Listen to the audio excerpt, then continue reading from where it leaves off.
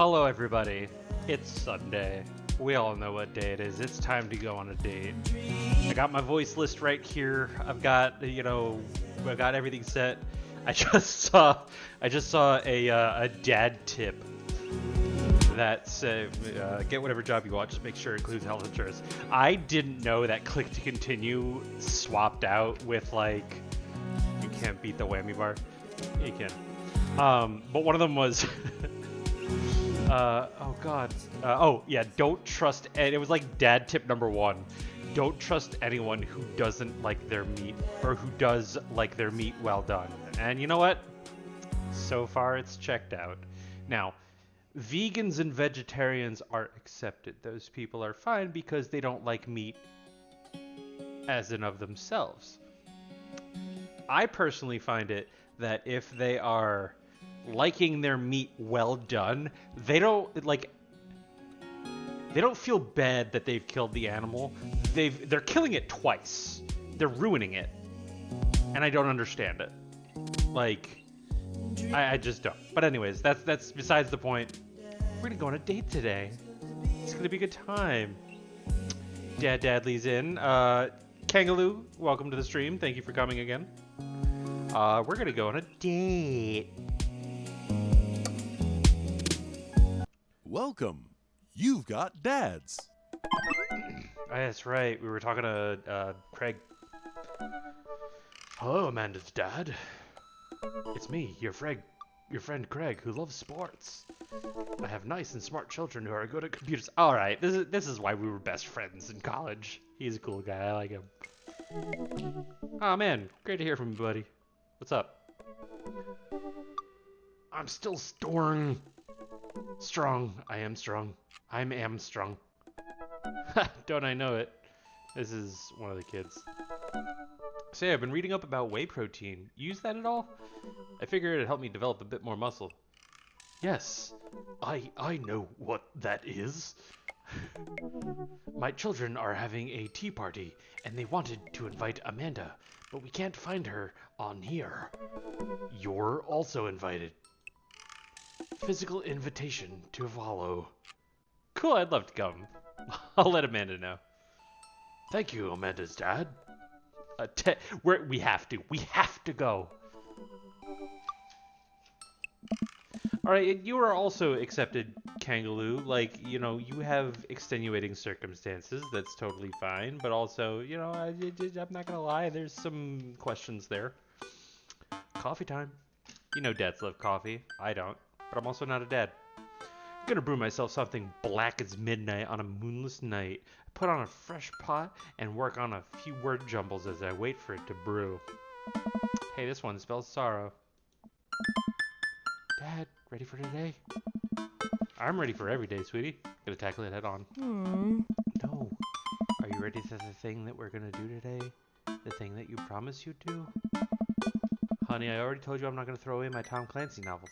They're just stacked in the living room. I keep bumping into them and knocking them over, and you don't even read them. Wait, no, that's not what I'm here about. The tea party, Dad. Nope. Don't remember that. I do. Cackfiend, hello and welcome. Craig's kids. That hand-drawn invitation. Dad! Amanda walks over to the refrigerator and comes back with a hand-drawn invitation on a sheet of computer paper, inviting Amanda and Amanda's dad to a tea party. They spelled cordially wrong. Just put on some going outside pants and let's get going. I can go outside in sweatpants. Nothing's stopping me. Dad, just...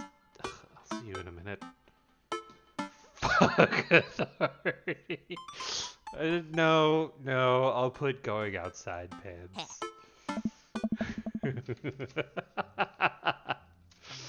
Alright.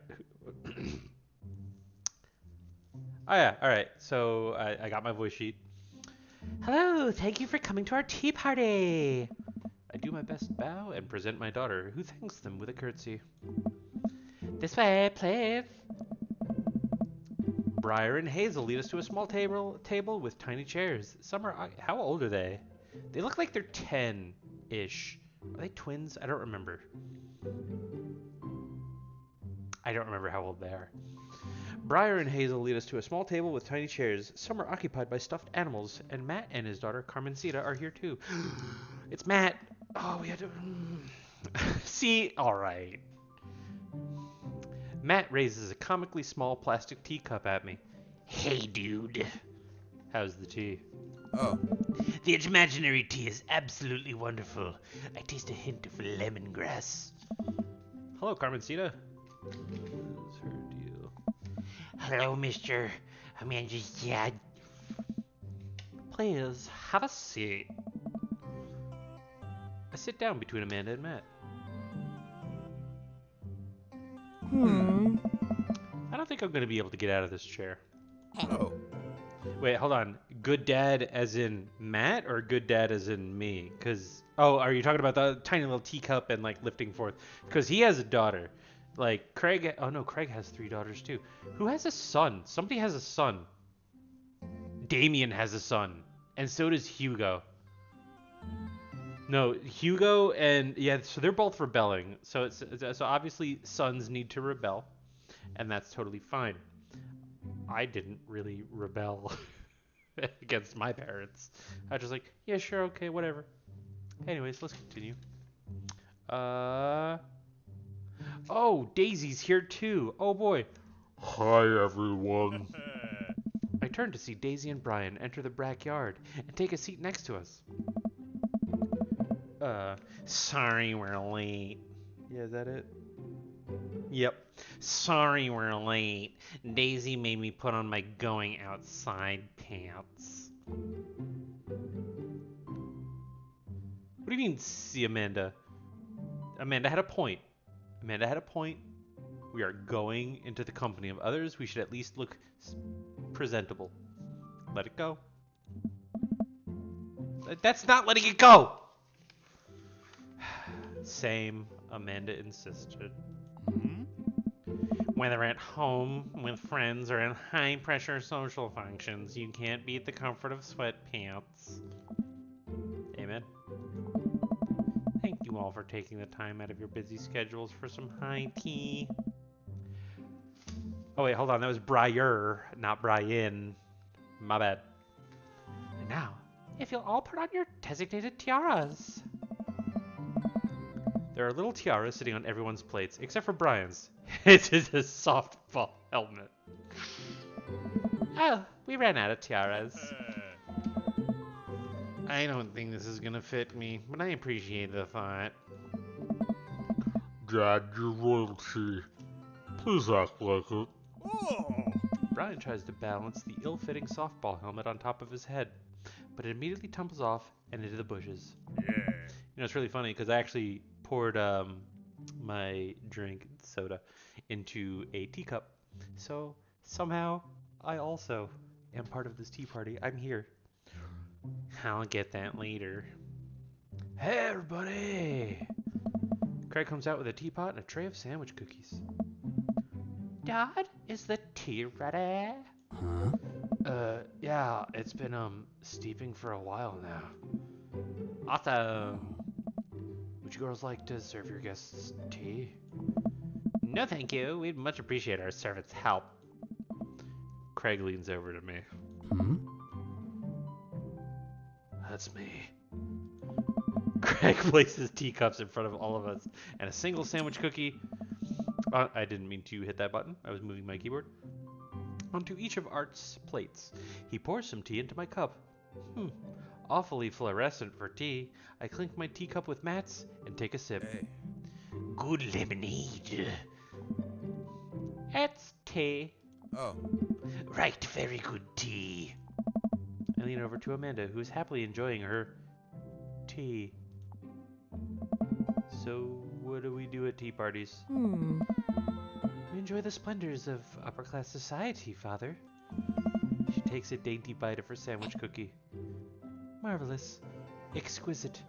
Exemplary. So, the meeting of princesses has been called to order. Hear, hear. But I'm a warrior princess. I hunt stuff and have, like, really cool start. Can I be a space princess? I'll allow it. And I'll be a rock star princess. I'm also a space princess. Can there be more than one? Yep, proud of her.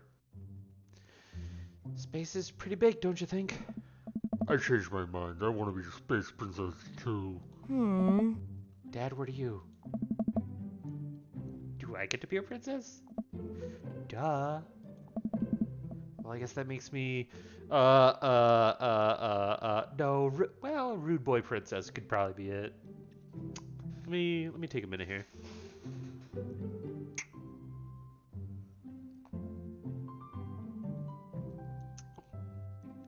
Hacker princess sounds lame.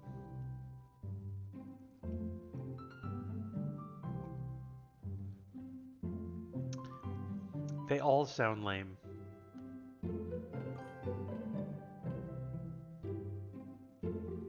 They all sound lame. You want me to do History Channel? Are you laughing at History Channel Princess, or do you want me to do History Channel Princess? I want to do Rude Boy Princess because it sounds the least lame of them all. But History Channel was also a close second, Prince. Okay. I'm gonna do Rude Boy Princess.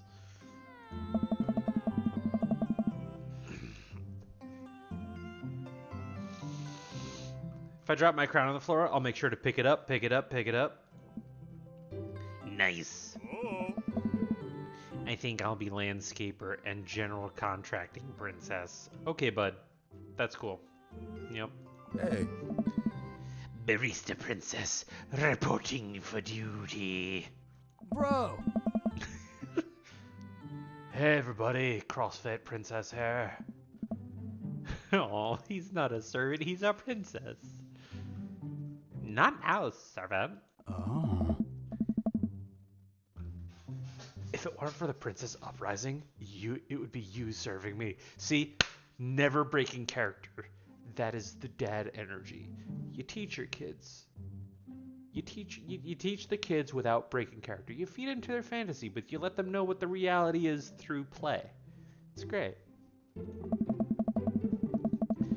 We sip tea for a little longer, and then the girls run off to fight dinosaurs as space rock star warrior princesses, I think. They grow up so fast. It's like yesterday I was helping Amanda throw her own tea parties. Oh my god, and if we date Matt, if we go with Matt, Amanda can still have tea parties, but they could still be grown-up tea parties, and I could join them, and so could Matt, and we could hang out, but not eat, Did she make you a servant too? You betcha. Carmencita actually made me brew tea for hers. Pitfalls of owning a coffee shop. You see it as a pitfall. Pitfall? Your custom blends are amazing. That hibiscus one you gave me a while back was choice. Hey. Ah, thanks. It was really nice it's really nice the girls are getting along. Yeah, I'm really glad we moved into this community with a bunch of dads. We are too. Amanda's been kind of a role model to them, you know. I figured she was probably the oldest out of everybody, which is... I better do goodbye, Amanda. This is a lot of pressure on me. I hadn't even realized, and I don't even know if Amanda does either, but I guess they're right. All the girls in the neighborhood look up to her. She seems to go out of her way to play with them. I'm so proud of her. You better not I'm about to proud dad. Oh no, I'm about to proud dad cry, and I don't even...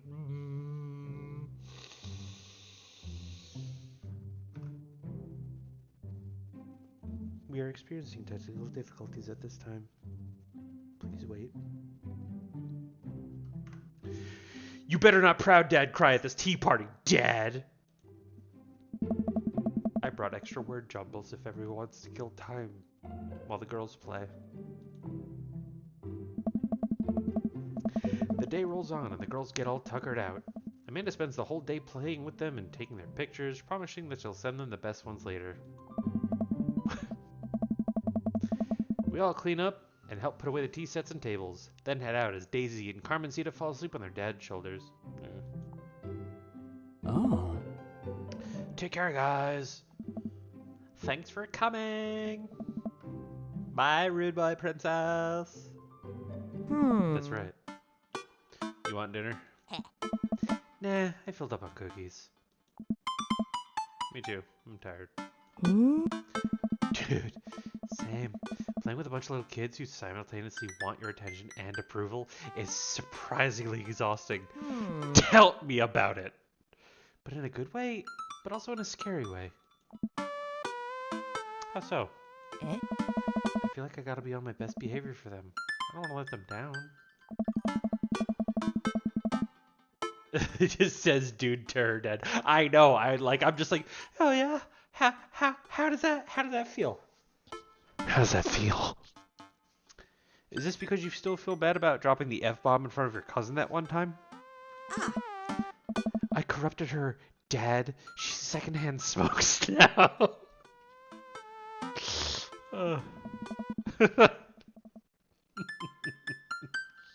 That's funny. They secondhand smoke now. Well, those kids really look up to you. I'm glad they have you as your role model. Shucks, Pops. I ruffle Amanda's hair.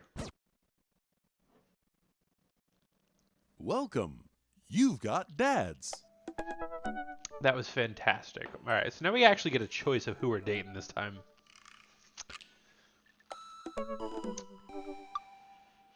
Oh.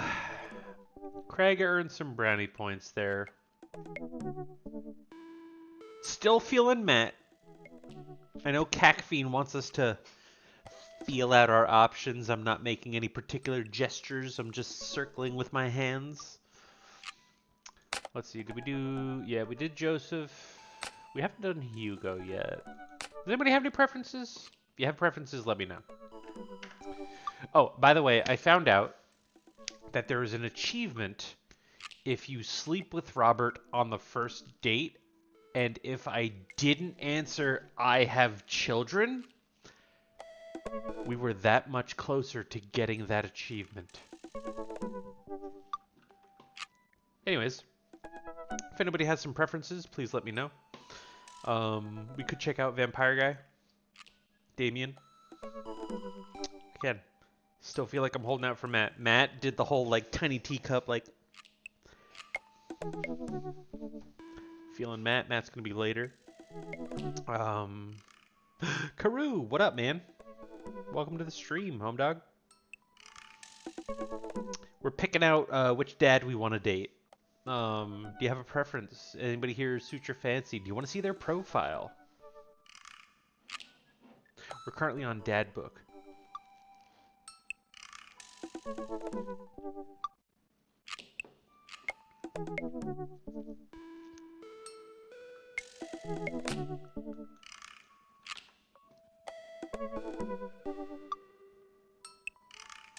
Dapple Great Queen, welcome to the stream.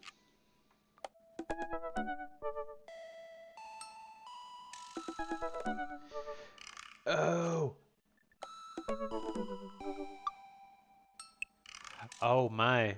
Oh, true. Okay, so if I date around but don't decide immediately, it might punish me.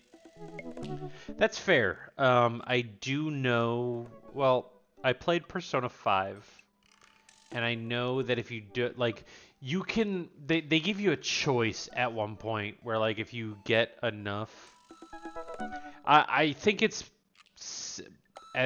because I'm viewing this as a game, I think it's safer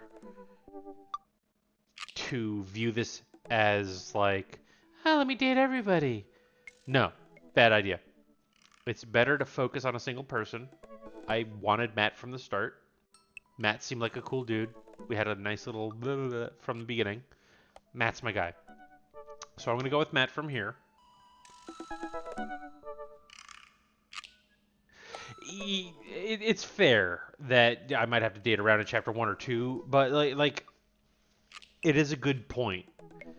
I would like to, instead of dating around and seeing what the content is like, I typically play games as if I'm in the seat, me personally am in the seat of the person making these decisions. Like, not like, I'm a single dad, oh my god, best friend from wherever. Like, of course I'm going to go with that guy. No, the whole point is to project my own feelings onto blank dadly, and see where this is going. So that's a good point. I have a stable home, but I need a stable father figure. I need a two-dad home because if I'm not stable, somebody else needs to be. And if they're not stable, exactly, I can take over the slack. We got two dads. So we're going to go with Matt. I'm going to see how this goes. Sure, Karoo. Yeah, that. Um, but no, I liked Matt from the beginning just because of how he behaved and everything. Dad tip number 40. Managing debt. Part of being an adult. Navigate to Matt's dad book and type out a message. That's how I feel too. Craig and Matt have the healthiest home dynamics. Matt's very stable. So is Craig. Somehow he's able to manage three daughters, work out and maintain a household as a single dad. Fucking kudos to that guy. Damien's a vampire, so of course he has all the time in the world. Lucian's a jerk. Whatever. Fine. Not about it. Hugo also seems like he's got, it might not be the healthiest home dynamics, but teenage rebellion is pretty common. Brian is trying too hard to make his daughter the perfect daughter. I think he's pushing Daisy. Like, he's doing his best to provide for her, and that's fine. If Daisy's naturally that gifted, great. But something tells me that he's trying too hard because he's bragging about her daughter. If he was confident in himself and his daughter, he wouldn't have to brag. Robert's a single guy who's just trying to, do whatever. If you are relating it to your own life, I might be jealous of this Matt guy. Oh, no, don't worry about that. Unless you listen, if you start a coffee shop, then we got something going. Dapple Gray Queen. Managing three girls, one of them is a baby, and the gym rat is insane life goals. Yeah, no, that's what I was talking about. Is that that's crazy, man. He's got all that going. He is driven. He is the man. He is pure testosterone. He's there. He's honed in. He knows what's up. There's no room for any frivolities, which, as a guy myself, no room for frivolities sucks. Good point about Brian between you and him and Craig. Yeah, if he was truly confident in himself and his daughter, he would feel no need to brag about his daughter. He would just be like, I think it was episode 1. We walked up. He's like, "Oh yeah, that's my daughter." Blah blah blah. And I was like, "Oh, that's my daughter over there. She's just playing on the jungle gym." Well, my daughter did this, and it's like, okay, confident dad talking about his daughter and making the first jump. We're like, "Oh, cool. Let's introduce them. That'd be great." Confident dad response, meaning Brian said, "Oh, my daughter's done this." My response would just be like, okay. You don't play those games. Doesn't matter. You don't need that pressure on your daughter. You're not competing with anybody. It's your daughter's best interests. Your child's best interests. Anyways, we've digressed enough from the game. I navigate to Matt's dad book and type out a message. Hey man, great getting to see you at the barbecue. We should definitely hang out soon. You free later? A minute or two later, and I hear a ding and see Matt's response. Hey dude, I'd be so down for that. Actually catching a show tonight at the Soundgarden. Wanna come out? Aw, dude, Soundgarden. Yeah, we're going. What do you mean with the that's even your era. Oh man, I haven't been to a real concert since Amanda was born. Am I ready for this? Yes, but behave well. Stay in the back. Let all the weirdos have their fun. You're there for the music and the feels. While I'm thinking, another message pops up on the screen. Is it Amanda? Pup is playing tonight. Cool little indie pop punk rock band out of Canada. Should be a fun one. Alright, he's got me. Matt's my guy. I didn't know you were allowed to string that many words together to describe a band. Whatever, let's get out of our comfort zone. I don't know about you, but I'm comfortable. I'll log off Dad Book and think for a second. Wait. When was the last time I went to a concert? I mentally backtracked decades through memories of denim jean jackets and moral panic over teenagers turning into the cult. Oh god, I had a mullet back then. Oh god, I thought it was cool. Oh god, other people thought it was cool. I finally remember the strange 80s progress. Okay, so 80s, that's why. Danny from Game Grumps probably wrote this, because I believe he's 43? 42? Either way, mid-80s he's aware of. Anyways, I listened to and mentally envisioned all the airbrushed vans in the parking lot. Man, how did anybody survive the 80s? Okay, so I haven't been to a concert in a long time. What do you even do at concerts now? I spend most of the day pacing around the house and thinking about my relationship with coolness. I mean, I always thought I was cool, at least relative to a bunch of other dads my age. I like that dad's is capitalized. Dad, what are you doing? I look over and see Amanda at the door, just getting home from school. Oh, it's in the afternoon, okay. Anyway, what's up? Amanda, how do I be cool? Let me put on a pot of coffee first. This is going to be a long night. No, seriously, Matt invited me to a concert, and I don't think I've been to one since you were born. Yeah, you have. You took me to one once when I was 12. Remember? That doesn't count. I'm suddenly overwhelmed by the memory of a sea of screaming preteens. Oh.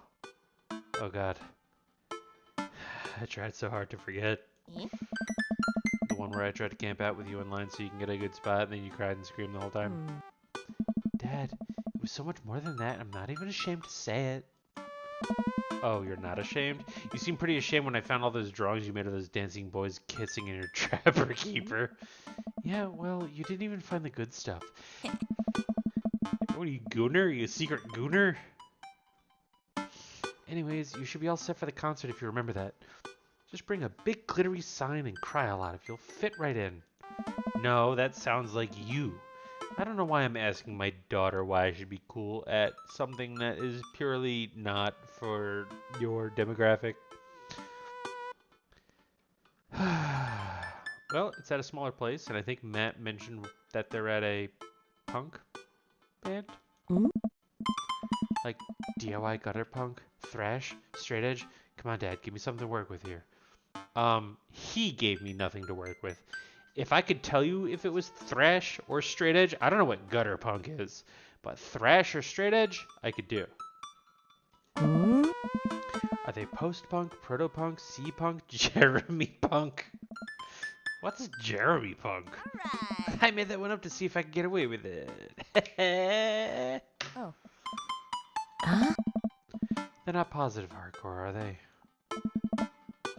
He said that they're Canadian punk? Huh.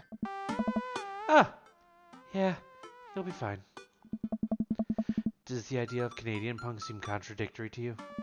I don't see friendship and politeness as core tenets of the punk scene.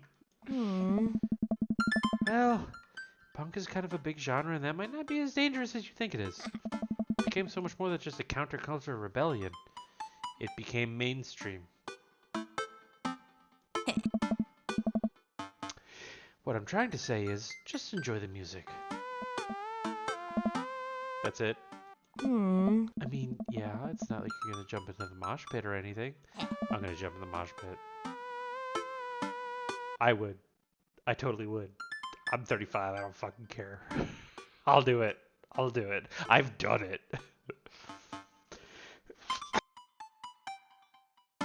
Well, that's comforting. And if a strange dude in a Set Your Goals hoodie offers to buy you merch, she said, bet you won't. You know what? You're right.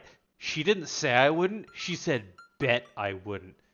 Thank you, Karoo, for setting me on this path of... setting me on a straight path. You know what? This is why I have you guys here. And if a strange dude in a Set Your Goals hoodie offers to buy you merch, don't accept it, and definitely don't go on 3 awful dates with him afterward where he takes you to a nice restaurant and then forgets his wallet literally 3 times in a row. What? Ah. Never mind, just have a blast tonight. Do I look good enough for Matt? I just...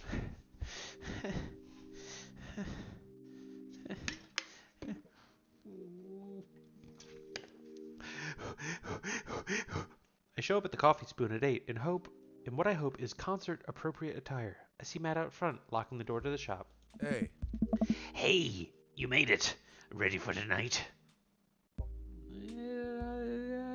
Yes, of course I definitely know what I'm talking about. I guarantee that Matt will like this answer. You better believe it, fellow live music lover. Grab those ticks and let's mosh that new. What? New, short for venue, you know, where you go to see the dope certs. I love this guy. Are you just making this stuff up right now? I gotta admit, I haven't been to a real concerts and Pets Rocks were cool. I have no what I'm in for. No idea what I'm in for. Did your daughter make you take her to one of those boy band concerts where everybody holds signs and cries? Yeah. Oh. I got 2 lined up next month. I still can't get the glitter out of my car from the last one. Stay strong. Hey. But dude, I get to take you to a first concert in a long time. This is gonna be awesome. Just hang with me, Dad, and you'll be good. This scene is super supportive. It'll be a blast. This sounds exactly like my ska punk band. This is crazy. Dude, Quick question. Hey. Shoot. What is scene? Matt lets out a tiny laugh. Oh. Sorry, it's just a bit weird because scene can describe a music scene as it pertains to a community of people who like the same genre, but can also describe a genre of music where no one wants to admit they were into. And I know some people who were like that in high school. Matt looks off into middle distance. He says nothing, but I can tell he's thinking, never again. That's confusing. Oh. You'll get it. The most important thing tonight is that you enjoy yourself. Come on, let's head into the show. After waiting in a short line to get in, we finally find ourselves in a small venue with a stage at one end and a bar at the other. I've been in a place like this recently. Most people here are closer to Amanda's age than mine. I have not been here recently. I suddenly feel very out of place. My waning youth is showing. I am suddenly aware of my mortality. When were the good years of my life? Will Amanda still love me as we both grow older? Wait, is C-punk actually a genre? Question mark. Matt, you made it. Huh? A younger kid runs up and high-fives Matt. The kid runs off and Matt turns to me, shuddering. I get nervous when people surprise high-five me. Me too. Oh. I'm like a small animal. Loud noises and large groups of people frighten me. What are you doing at a concert, man? Do you also enjoy curling up in a patch of sunlight to take a nap? Hey. That's my favorite thing to do. A couple of other people notice that Matt's in the crowd and yell hey as well. Matt waves and hugs a couple of people. He seems really in his element here. Yes, man. Oh my god, yes! It's Matt. It's totally Matt. I knew it from the start. You all saw it. It's recorded. Matt has been my choice from the start. We're dating him through to the end. Oh. Matt turns his attention back to me. I am so afraid of all these people. Maybe not so much my person. Still, I thought Matt was me. Anyways. Why? Let's go grab a beer. Alright. Matt and I line up at the bar in the back where a couple of the older concert goers hang out. A couple more people notice Matt and tip their drinks at him. Hey, dude. Seems like you're a popular guy out here. Oh. Ah, yes. I go to a lot of shows. This is a really cool spot. Hey. It's sound like these where I realize I can only be charming and funny for about 5 minutes before I run out of stuff to talk about. But that's all you need. Because then the concert starts and you're all about the music, man. You got this. Hey. And then I become keenly aware of where my hands are. And that there's no comfortable place for your mouth. In your mouth for your tongue to rest. God damn it, where do I put my tongue? Some uncomfortable truths. Yes. And it will make you uncomfortable right now. I bet you can taste your tongue right now. I bet you're aware of your feet touching the ground. And cheese is just a loaf of milk. See? Well, I've known you for more than 5 minutes, and I still think you're charming and funny. Oh! I didn't even have to make a choice here. He just did it. Just you wait. Oh. We grab our drinks. This scene seems really friendly. I don't know why people wouldn't want to admit they listened to it. Let's check out the merch. Oh. Who's this guy? What the fuck? Matt and I walk over to a small booth in a corner of the room where a crusty-looking teenager guards a selection of shirts and records. He singles me out from across the room and hops up on his chair. He's got like huge buck teeth. Who is this guy? Hold on. I don't have a pen, so I'm just gonna wing it, and I hope I remember it for next time. Step on up. Get your merch here. I got t-shirts. I got tank tops. I got all the gifts and accoutrements of the discerning concert goer of considerable taste might want. You! I gesture to myself, my face flushing red. Yes, you! You look like a fellow who knows their music. How's about a fine 12-inch long-playing vinyl record made and distributed by Canada's premier punk rock outfit? Yes, Caffeine. Teenager, yes, he does look like he's in his 30s and has had a rough life. Not just that, he is also desperately clinging on to his youth. Desperately. Part of becoming a cool parent is actually, it's all. Listen, teenagers don't care about like, what are the cool kids into? No, teenagers respect that you are comfortable with yourself. This is an actual fact. Are you comfortable with yourself? Are you confident? Can you just brush off whatever insult they say and deliver a backhanded insult right back? Yeah, cool. They like you. They think you're cool. Do not try to be, you know, the I'm cool. I went to a punk pop concert. Don't even talk about it. Don't worry about it. You have a house. Who the fuck cares? Hopefully you have a house. You have things to take care of. Things to be. You own things. You should own things. Don't have debt. Enough about that. That's how you be cool. Please stop yelling. I would. Okay. Tally ho, good sir. I would say tally ho, good sir, but I kind of want to see what please stop yelling at me has in store. I'm gonna do tally ho, good sir. Well, see here, fine shopkeep. Your enthusiastic salesmanship has aroused my interest and suspicion in equal parts. Caffeine, we'll talk later. Anyways, my cousin's high school used to bully you if you didn't have your nails painted, so some teenagers definitely care if you are cool. Yeah, but like, you're talking about teenager to teenager, right? Like, are they talking about teenager to adult? Because then that's different. That's what I'm talking about. You'll never be a teenager again. You have to accept this. How can I, a consumer of the finer goods in life, trust your wares to be true of spirit? Ah. Who the fuck is Pablo? A fine question from a discerning patron. I'm assuming it's Bucktooth McThirties here.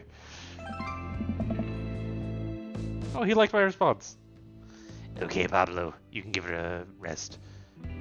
No to other teenagers.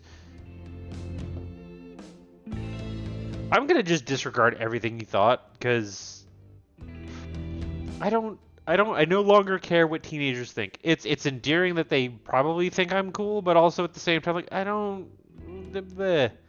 got better things to worry about. The teen hops off his chair and takes a seat. Your friend looks lost, so I figured I'd give him a little old razzle-dazzle. How the hell are you, Meowth? Oh! Day by day, my man. They do that thing where they high five, but also turn into a hug. It's called a dap, where you like slap the hand, but then also like pull in, and then you also like pat the back. Hey. Your mom doing better? She's still single. If you want to be my dad, I can make that connect. And have to deal with you every single day. See, that's a cool dad. Fair enough. Who's your bud? Hey, yeah. That's Jad. Thought I'd bring out a concert pal. Pablo leans close to Matt. Is Dad cool? Matt eyes me. I eye him back. Cracks a smile. Yeah. Pablo brings me in for a bro hug. My dude! I'm not sure what to say, but give the courtesy of 2 pats on the back, as is customary in our society for people who don't know super well, but still want to be friendly to. Hey. Pablo's a total card. Kid plays the hell out of a bass. Yeah, man. When are we starting our Witch House band? Hey. You know I'm out of the game. It's a shame. If you can't feel, would have slayed. I'll slay once you actually start making music instead of just printing a bunch of band shirts. We got the thickest logo. While Matt and Pablo talk, I check out the merch. These shirts are actually really nice. Looks like the opener's coming on. Let's get a spot up close. Hey, yeah. And I walk over to the stage where a crowd begins to form. The band walks up on stage and picks up a variety of strange instruments. Is that a harpsichord? Hell yeah. And the lead singer addresses the crowd as she has a mandolin slung behind his back. This is, oh my god, it's like ancient, it's like the Dark Ages times. What's up, everybody? We're Jonathan Jones and the Speakeasy Choir. I know who Jonathan Jones is. If anybody's played Super Mario RPG, let me know. My name's Daniel. Let's start the show. Oh no, these guys. What? Without time. 1, 2, 3, 4.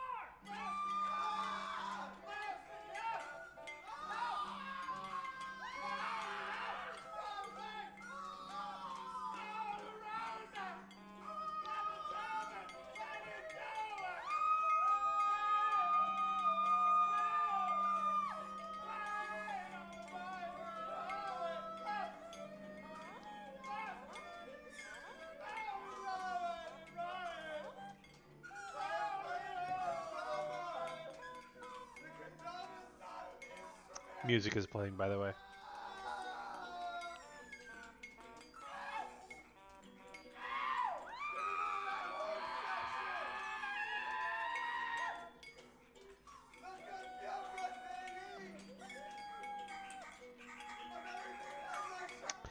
I think that's enough. Without the time to respond, the band starts playing the most cacophonous noise I've ever heard. What is this? Matt doesn't say anything. He just hands me earplugs. Thanks! I put the earplugs in and whatever the hell is assaulting my ears gets a lot quieter. For a band this bad, they sure do seem to be having fun. Guess that's what really matters. Hey. Jesus, did that cellist just break his bow in half? I don't get this. Yeah, we just got a cack-feed lore drop. The set seems to go on forever. There's no breaks in the songs, and I think one of the band members' jobs is specifically just to burn poetry on stage. I turn to Matt and try to start a conversation. So you go to a lot of concerts out here, huh? What? I'm just gonna no. He won't hear it. I'm just gonna drive it. He can't hear me. I went to a band in Cape Coral that was horrible. It was a punk folk band that sounded like everyone was playing a different song on each instrument. Everyone was off key from each other. It was awful. This reminds me of that. Yeah.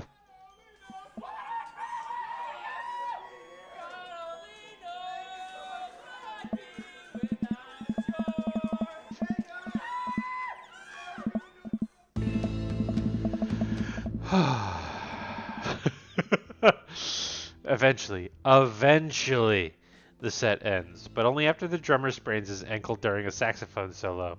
They promised it was part of the act as he was carried off stage crying. Matt and I both pulled our earplugs out. Hey. Man, that was something. I promise Pup is much better.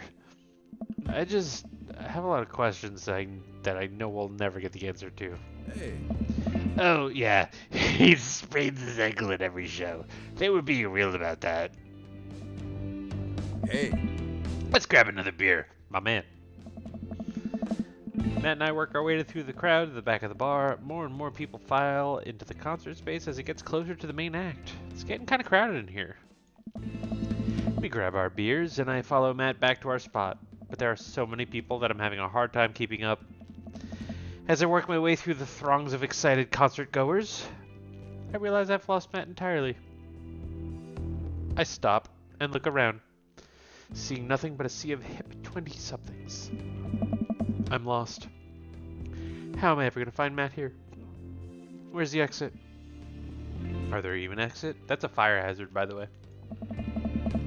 What if I'm trapped in this building forever? Am I going to see my daughter ever again? What if that terrible band gets back on stage? What if... Suddenly, a hand reaches out to grab me. It's Matt. Hey. Almost lost you, buddy. Whew. I got really nervous for a second there. Oh. You and me both, dude. He takes my hand and leads me back towards the stage. Kiss? Are we gonna kiss? We finally settle back into our spot and wait for the band to start. Busy place, huh? Yeah, Pup really brings out a crowd. So you go to concerts a lot? Oh yeah, it's one of my absolute favorite things in the world. I think it's one of the things to listen to music and connect to it. But you're in a room full of people connecting with the music, just the same way that you are. That's magic. I suddenly have the urge to pee. Curse this tiny dad bladder. Never heard it put that way. That's really beautiful. Also, I have to pee. Right? Because, like, that's how I feel about when I go to see Streetlight Manifesto and when I go in the mosh pit. It's all about just, yeah, you're pushing each other. It's fun. Nobody ever means harm there. I've literally seen somebody get knocked down to the ground because I'm that person. Of course, I'm going to try to help them up. But everyone else in the crowd, there was somebody who was just sheltering, saying, whoa, stop moving. Two other people helping lift the person up. Somebody picked up their hat, put it on their head. Hey, get back in there. And that's what that's about. That's connecting with the same energy. I squeezed my way out of the crowd and toward the restroom. I really should have gone before I left the house, but Amanda was watching beauty videos in the bathroom. She had an eyeliner wing going halfway across her face, which was actually a pretty good look. I'm so proud of her. I make it to the restroom finally, but it's one of those single-person restrooms with a line forming outside of it. Oh no. As soon as I finish my business, the band starts. Crap. The people that were initially milling around the venue all crowd up against the stage as Pup plays their first song. How am I ever going to find Matt now? Matt, grab my hand. It's a minigame. Everyone's rushing to the main stage to watch Pup play. I'm sure Matt would be up there too. I've got to get up there without being trampled by all these rowdy youths.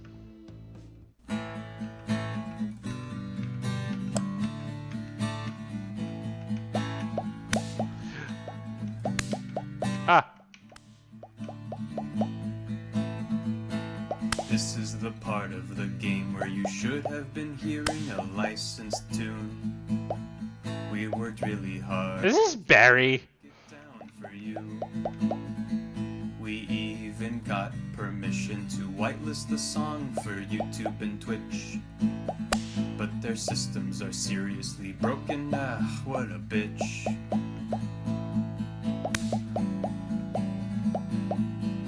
So we added the song that you're listening to right now.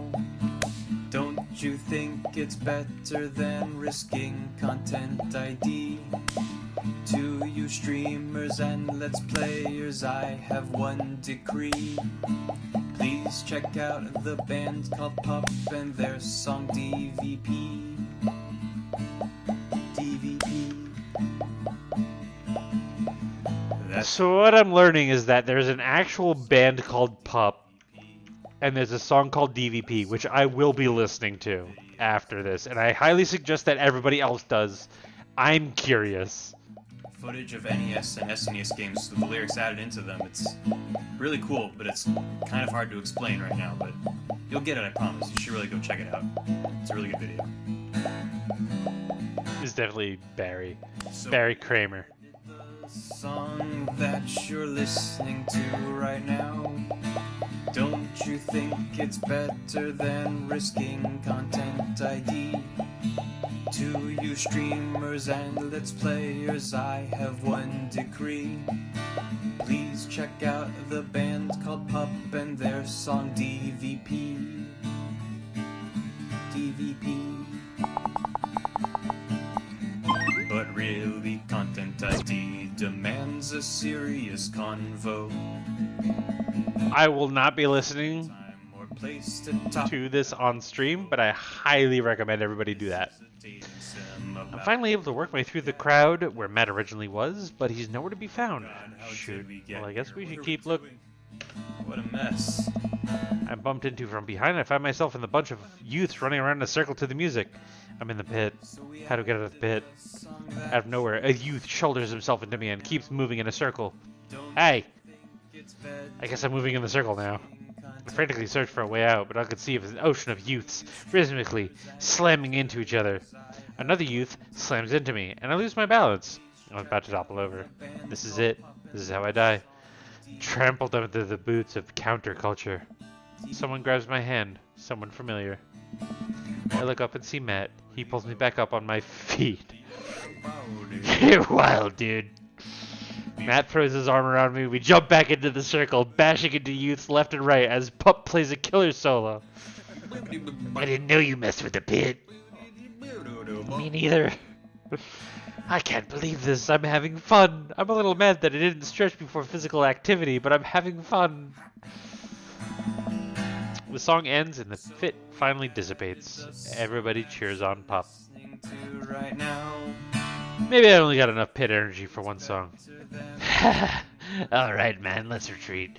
We'll show these kids how it's done another day. We work our way back to a more comfortable spot in the crowd and enjoy the rest of the show from a safe distance. Pup put on an amazing set, and basically had to beg themselves off stage after their encore.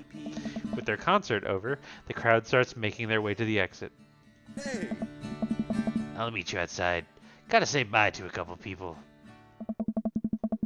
I hang outside the venue until Matt finally shows up.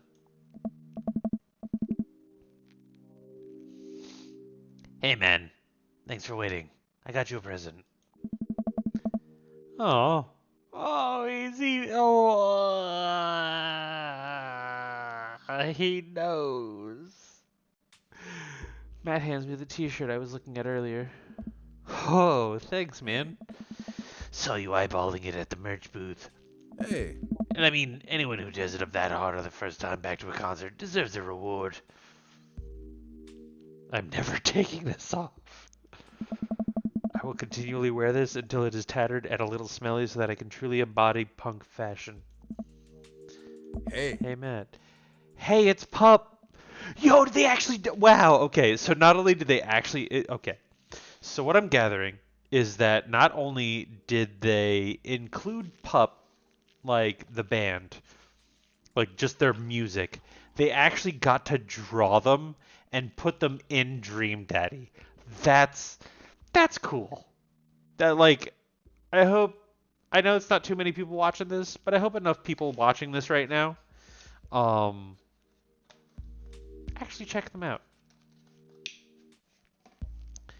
Hey dude, didn't realize you were here. I'm not gonna have a voice for them because this is probably the only time they're ever gonna show up. Hey. I'm so glad I could make it. You guys put on a great show. Thanks. Hey. Well, see you around. I'm imagining all four of them saying something. Yeah, that was definitely what it was. They were there for like 3 seconds. It was literally like, if we put you guys in our game, can we like take one of your songs? And like, yeah, we're actually pretty popular. We're gonna make you go. Like, it'll be good for both of us. Wait, you know Pup? Hey. Oh yeah, met him a couple times when they first started touring. Good kids. Whoa. Come on, let's grab some diner food. Oh. Everything about Matt. Suddenly I realized just how hungry I am. Man, mosh pits take a lot out of you. Matt and I walked to a tiny little diner with a cute neon sign. We tear in some bacon and eggs in a corner booth. Yeah, sounds great. So there I am in the pit, trying to explain to the face tattoo guy that I didn't mean to elbow him with a face tattoo, but he's already seeing red. Not from the tattoo, which coincidentally was red, but he's lumbering towards me, and there's nowhere to go. It's the end for me, right? Then nowhere. I get this idea. I just lean back and spread my arms, and just like that, I'm crowd surfing away from him in slow motion. You should have seen the look on his face. Bought him a beer afterward, and we were cool. We still follow each other on social media. He has beautiful kids. Glad you guys worked it out. Hey. Hell yeah.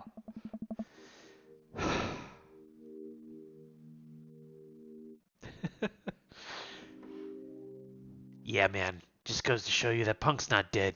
It just drives a minivan and has to hire a babysitter.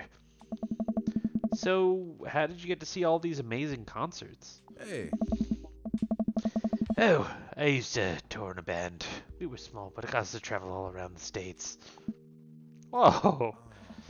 Yeah, I mean, we were poor and we had to scrape a lot together just to survive, but I wouldn't trade those experiences for anything. Hey. But yeah, that's how I knew a bunch of those people at the show.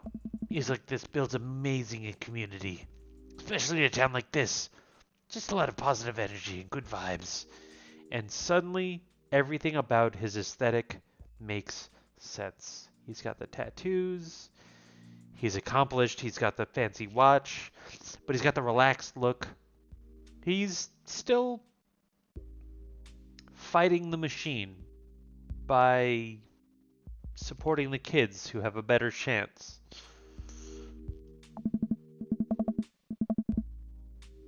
I got that feeling.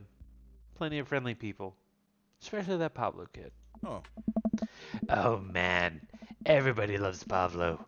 His mom's been raising him on her own, and you can tell that it's been tough on both of them. I know he looks up to me, so I try to help him out whenever I can. It's really nice of you. Oh. Thanks! Us singles parents really have to look out for each other. How's Carmencita? She says she wants to learn the drums. Oh boy. Hey. It'll be loud, and I'll need to take a lot of aspirin, but I'll manage. Can't really blame her. I'm suddenly very grateful that all of my daughter's hobbies are super quiet. Photography, collaging, whatever it is that she does on the internet.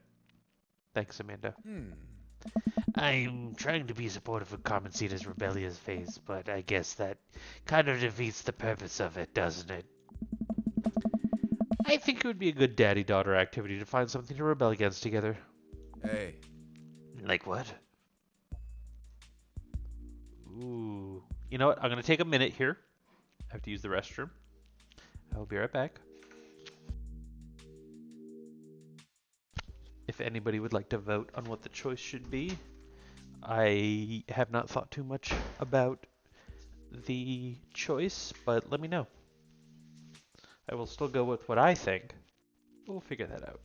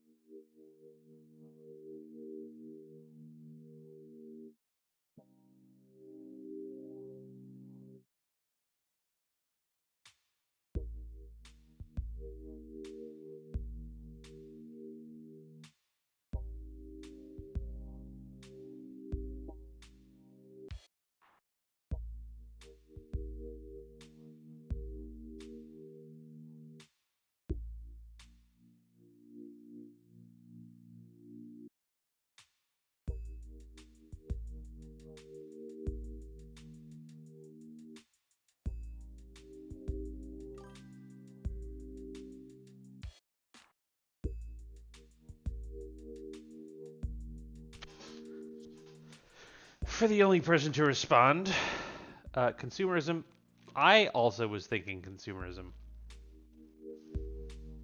So consumerism is it. Kangaloo, Dapple Gray Queen, we all think consumerism, so why do we gotta get up early the day after Thanksgiving and line up to buy things?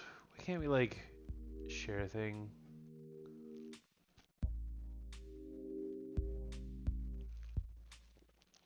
It is.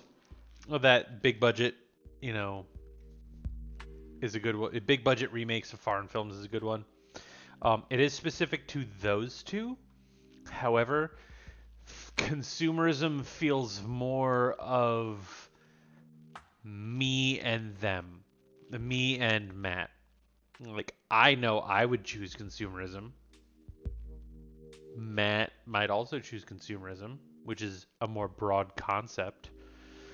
But it's specific to him and Hugo. I don't want to... That's him and Hugo thing. Comrade, you're speaking of dangerous things here. He and I laugh. We keep digging our big plates of greasy diner food. The breakfast I ordered for dinner is absolutely hitting the spot. Hey. It's Waffle House. It's Waffle House. Don't let anybody tell you otherwise. Man, being a single dad is rough sometimes. It's a lonely feeling. I understand that all too well. I mean, at least we have the rest of the dads to talk to. Yeah, I don't know. I get really nervous sometimes talking to people. Matt gets nervous talking to people, but he's so cool. Me too. I never really considered myself an extrovert. I never really considered myself an introvert. I'm just uncomfortable in every situation always.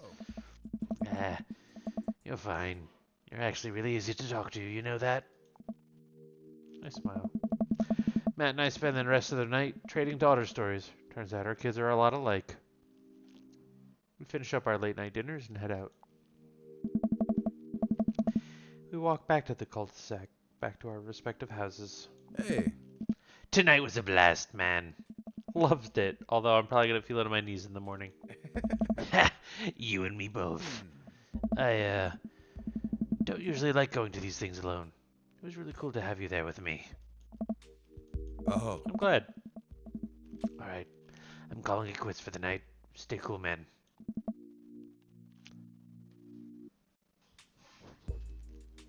He called me cool.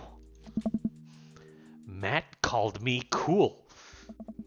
I walk into the house with my heart in my throat. Amanda pops her head out of her room. Hey, Pops. How was the show? Matt thinks I'm cool. You don't say. Amanda Panda. Matt thinks I'm cool.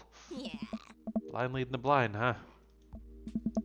Wow, I just got dunked on by my own child. Unbelievable. Hey Amanda, remind me which one of us just toured up in a pit at a punk show and which one of us just spent 4 hours. I can't read that. What happened? What happened? What? I want to go back. Go back. What happened? There was a log. There's a log of things. Oh no. Hold on. Hold on. Nope. All right. Well, that is lost forever. Second of all, you moshed in a pit? Who even are you? I am your extremely cool dad, also known as Yekt. Alright, I'm hitting the hay pops. I'll see you in the pit. Good night, kiddo. Going on another date with Matt. That was really cool. Hell yeah. Give me the goods. Give me the goods. Give me the goods.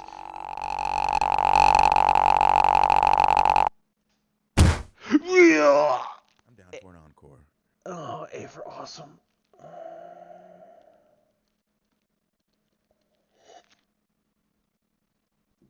I think we got an A with Joseph, but that's all. But like, I don't want to do it. I don't want to do it. He's off limits. He's got a wife. He made his choice. Welcome. You've got dads. Craig. Hey, buddy. So I have a favor to ask. Robert invited me over for dinner. Say no. He's trying to.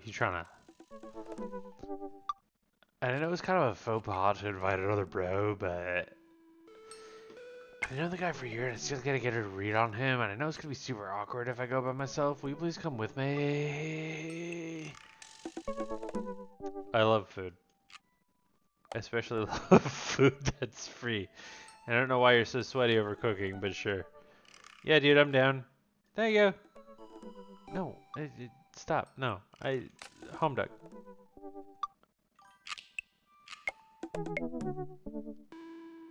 That's the whole thing. Like, let's scroll back up.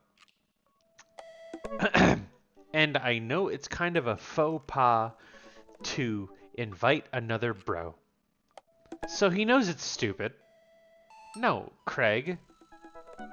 Figure your shit out. Craig, love you, man. But you'll understand. And also, should have given me a choice to say, yeah, dude, I'm down, or nah, brah, I got busy things to do. Matt. How you doing, bud? We're going for Matt. Instead of messaging the guy, why don't I just walk over and grab some coffee? I'm really feeling sluggish today anyways. Amanda sticks her head out of her room. Father. Want to go to the coffee spoon? Yeah. Oh, so you get called cool once, and now you're the cool dad who hangs out at coffee shops and listens to neo jazz and stuff. Amanda, are you gonna bring your laptop and your leather-bound journal so you can work on your poetry anthology? Look, honey, do you want me to buy you coffee or not? Huh. Let me grab my laptop and leather-bound journal. It's Pablo. What up, Pablo? Man, and I make the short walk over to the coffee spoon. The place is quiet today. Just a few people hanging out and reading books in the cozy little nooks. I walk up to the counter and see a familiar, pierced face. Hey, you were the dude I yelled at a bunch the other night. What piercings on his face does he have? Amanda casts a sideways glance at me. He tried to sell me shirts. Hey, who might you be, Myth? This is my daughter, Amanda, the person I am a father to and am very protective of. He's not a teenager. He's not. He's not. He's not. He's very much not. Because here's the thing. Amanda, over here, on the left. Amanda's 18, 17, or 19. She's a senior in high school. She's just going into college because she was applying. Pablo over here? Nope. No, we're not doing it. An honor to make your acquaintance. My name is Pablo. Did I mention that I make witch house music? I wouldn't call witch house music, but okay. Dad. Don't look at me like that. I did not approve of his choice of music either. Okay? A piercing blow to my ego, though not one that will dissuade my need to impress you. Even worse. Get away from my daughter, you're cringe. cringe is cool when you're already got when you've already got someone, and just I don't know, man. No, we're not. Just stop. My innate dad senses tingle. I am overwhelmed with a fatherly protective energy. I must do something to protect my child. Defend Witch House? No. Reappropriate lines from Taken? That's extreme. Change the subject. Be subtle about it. Anyways, Pablo, I didn't know you worked here. Yeah, man. Today's my first day. Math school training me. Dad! Matt comes out from washing dishes in the back room. He's not just the owner. He has no qualms with doing what is considered to be the lowliest duty in the restaurant, because he knows what matters, because he knows that from the ground up you have to know every role in the establishment in order to truly run it. He is a man of the people. Matt comes out from washing dishes in the back room to meet Amanda and I. He and I high five, as fellow cool people do. I see you've met my newest employee. At your service. Although I'm only here until Vacant Vale starts their world tour. When's that? Well, we have to put out a record first. Hey! Alright, Pablo. Now what do we do with customers again? Right, yes. Pablo clears his throat. Hello, good folk of Maple Bay. Can I interest you in a tasty caffeinated beverage? A smashing pumpkin spice latte. A smashing pumpkin spice latte, please. A classic. And you? Decaf for Cutie, Americano football, Father John Mister. I know Death Cab for Cutie, so I'm gonna do decaf for Cutie. A decaf for Cutie, please. I don't want too much caffeine. Decaf sounds like you're settling. Yeah, man, I got heart issues, alright? I have a very early bedtime that I just can't miss. Hey. Oh, the sound of settling is a Death Cab for Cutie song, which was the band this is a pun off of. So when I said it sounded like you were settling, I'm gonna stop talking now. Awkward too. He's great. Coming right up. Pablo gets to work making our drinks while Matt observes him. Hey! He'll get the hang of it. For as goofy of a dude as he is, kid works hard. Hey man, that concert was a lot of fun. We should hang out again. Oh. Hell yes. I'm actually gonna be done training Pablo in a couple hours. I was gonna go record shopping. Do you wanna come along? Absolutely. Hey. Pablo brings us our drinks, and Amanda buries herself in her laptop. I spend my time sipping my drink and cracking jokes with Matt, while Pablo continues to try to annoy Amanda repeatedly. Not a fan. Last time we hung out, he told me that he had trouble hanging out with other people, but for some reason, he and I can talk and joke like old buds. It's weird. I feel really comfortable around him. Find yourself somebody that you can joke around and be comfortable with. The reason I don't go for Craig is because I have a history with them. It's best to go with someone that you've known for a really long time, or at least that you feel that way, even if it's only been for a couple days. Once Matt feels comfortable leaving Pablo on his own, I say goodbye to Amanda, and we start walking to the record store. This is my own opinion, you do what you want, I don't give a shit. Hey! Have you ever been here before? No, I mean, we have a record player sitting in the living room, but all I have are 2 copies of Frampton Comes Alive. Oh, this should be fun then. We're gonna find you some good stuff. The walls of the store are packed with posters, artwork, stickers, and records. A few people mill around, flipping through milk crates of albums. Some indie band is playing through the speakers. That's a nice vibe. So, why do people still buy records? Isn't it kind of outdated at this point? I am buying records still, sort of, kind of. They're vinyl. But they are video game music, and they are vinyl records. Hey. There's a lot of people who will try to tell you what vinyl sounds warmer or more true to the artist's intents. But I really think it's just nice to collect records. Hey. It's cool that in this day and age we just have every song ever created available instantaneously on our phone. But there's something about holding an album and getting to see the artwork in your hands that I'll always love. Hey. That's why I always try to get as many of the records that I love in physical form as possible. I'm gonna be honest with you, my throat with Matt is starting to hurt. Kangaloo predicted this. I'm going to do a not Matt date to give my voice a rest and then probably stop for the night after this. But it is... I'm not gonna give up the voice. But we gotta figure something out. Remember when we were kids and we didn't have to wait around by the radio with a cassette tape so that we could record our favorite songs? Hey. Okay. I appreciate it, Great Queen. It made us listen really special. It made us each listen really special. And mixtapes were even cooler because of how much work they took. Now you just make a playlist. I think the last time somebody gave me a real mixtape was in high school. Hey.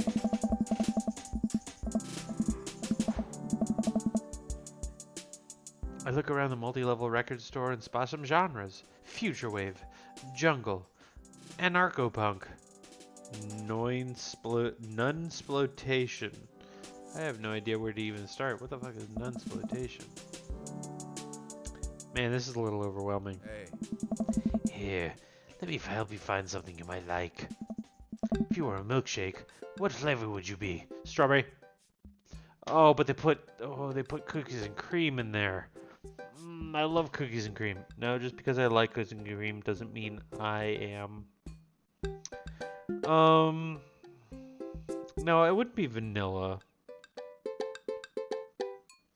And it would be cookies and cream. I feel like cookies and cream is probably more popular than strawberry.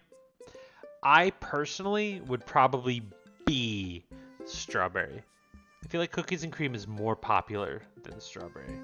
Oh. Still popular, but not quite. If you could only buy one type of candle scent for the rest of your life, what would it be? Daffodil Mountain Spring, Camouflage, Summer Breeze, Spring Creek Fireball, or Power Violence Cherry Blossom. Ooh, these are some bangers. Alright, so I had to buy one candle for the rest of my life.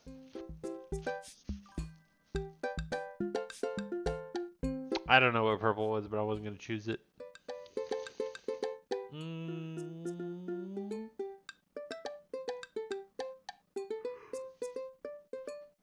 I think I would go with Daffodil Mountain Spring if I had to buy it for the rest of my life. Hey. What's your favorite ambient sound?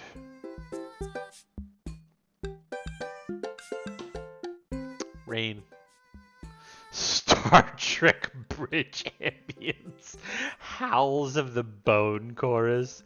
It would just be rain. Thank you. What's your dream vacation spot? It's living off the fat of the land in Ibiza, starting a new life in the Baltics, inside an active volcano. Just give me my backyard, dude. What's your deepest, darkest fear? This is gonna be personal.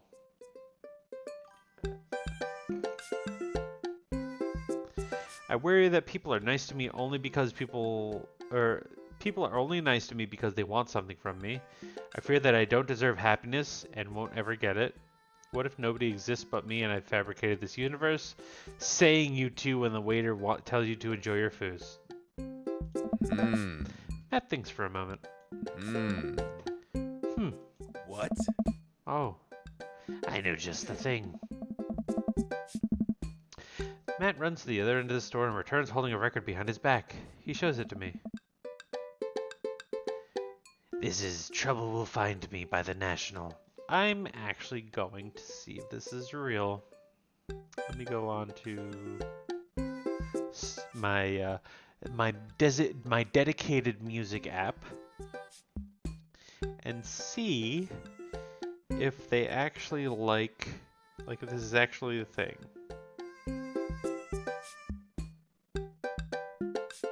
Come on, phone. Not that hard to pull something out.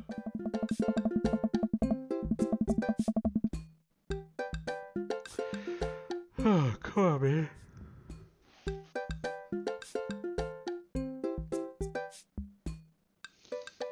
Bro, come on. I wish my, there we go. Alright. The National is what it was.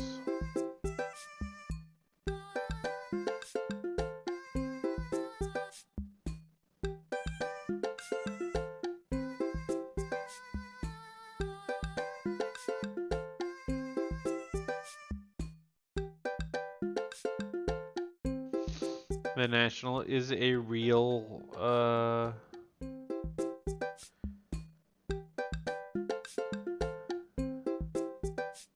The National is a real, band.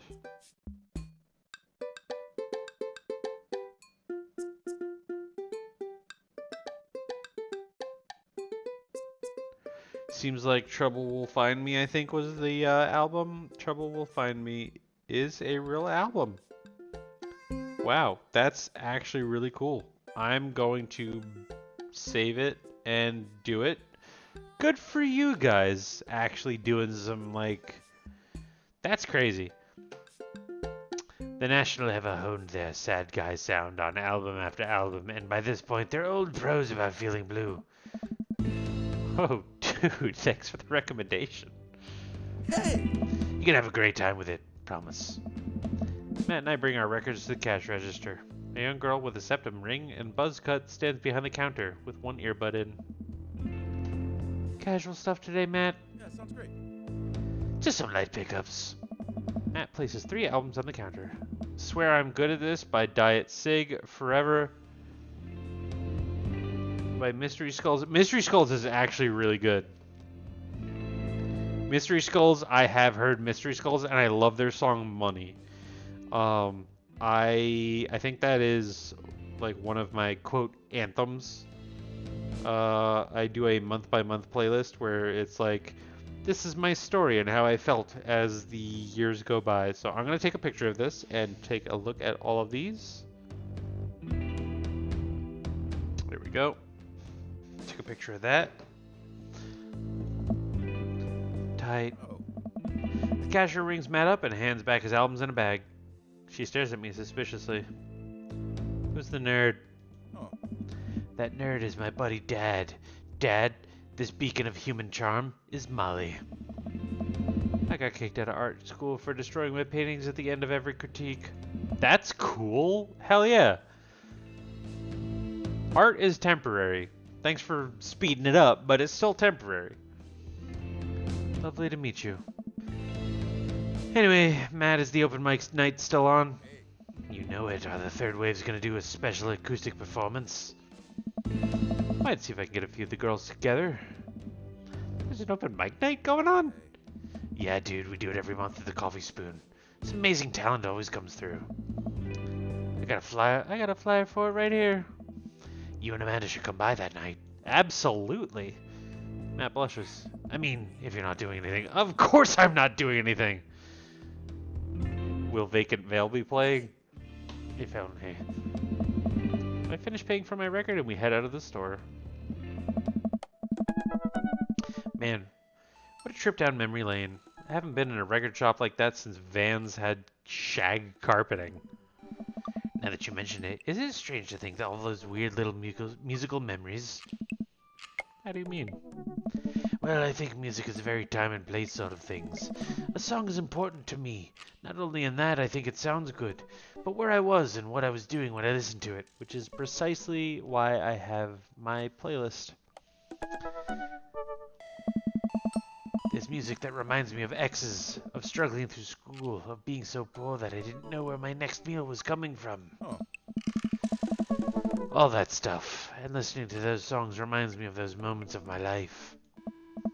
Yeah, now that I think about it, even the pop concert Amanda had me take her to is special to me. I mean, I'm not really a fan of the band, but hearing their songs on the radio reminds me of how young and excited Amanda was. Hey. And even then, that reminds me of a younger me. Going to see my favorite bands in concert with all my friends. We would always go to my friend Cynthia Chapman's house beforehand and smoke pot in her basement where we were so slick. Her parents definitely knew what we were doing. Wait, when was the last time you smoked pot? Matt stops and thinks for a moment. It's been decades. Dude, me too. Where do you even get pot now? Is that even what kids call it these days?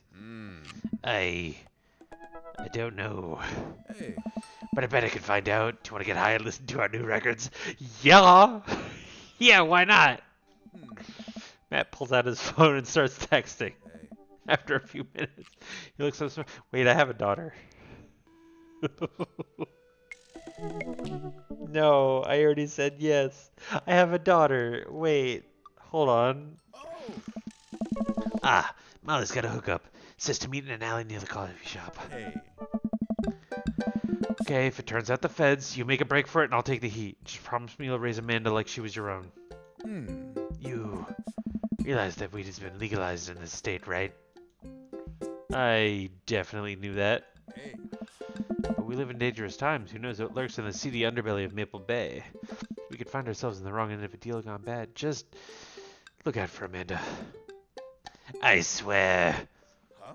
Oh, here's our guy. Is it Damien? Or Lucian? Oh no. Coming around the corner of one of those nasty grease dumpsters shrouding in darkness is a lean figure dressed in all black. Excuse me, Mr. Drugman? Yeah, I knew it. I knew it. I knew it. I knew it. I knew it. He's a drug man. They like drugs.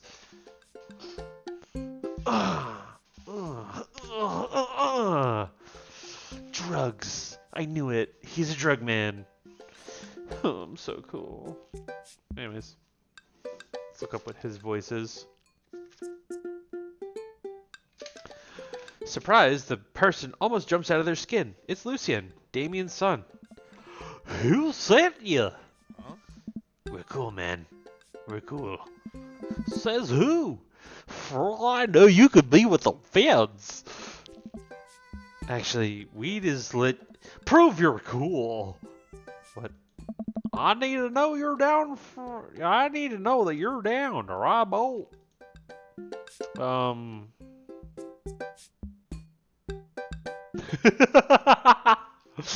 Show him you're not wearing a wire. Impress him with your extensive knowledge of current drug lingo. Cite mutually assured destruction. It's literally everything but the middle. Even Grey Queen says just not the middle. I'm just like, yeah, man. I like the drugs and the pot and the skunk and the roach. Like, especially not the hand gestures. Don't do that. No, mutually assured destruction is what I would go through out of the two.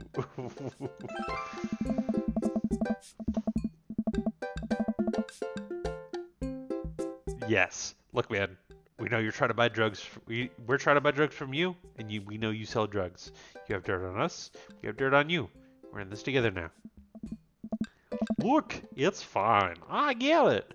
Buzzcut and Molly said you were coming. Right. Now that formalities are out of the way, let's make a deal. All right. How much do you want? One. One weed, please. One what? Hey. Yeah. Hey. He means weed, Lucian. Yeah, but how much?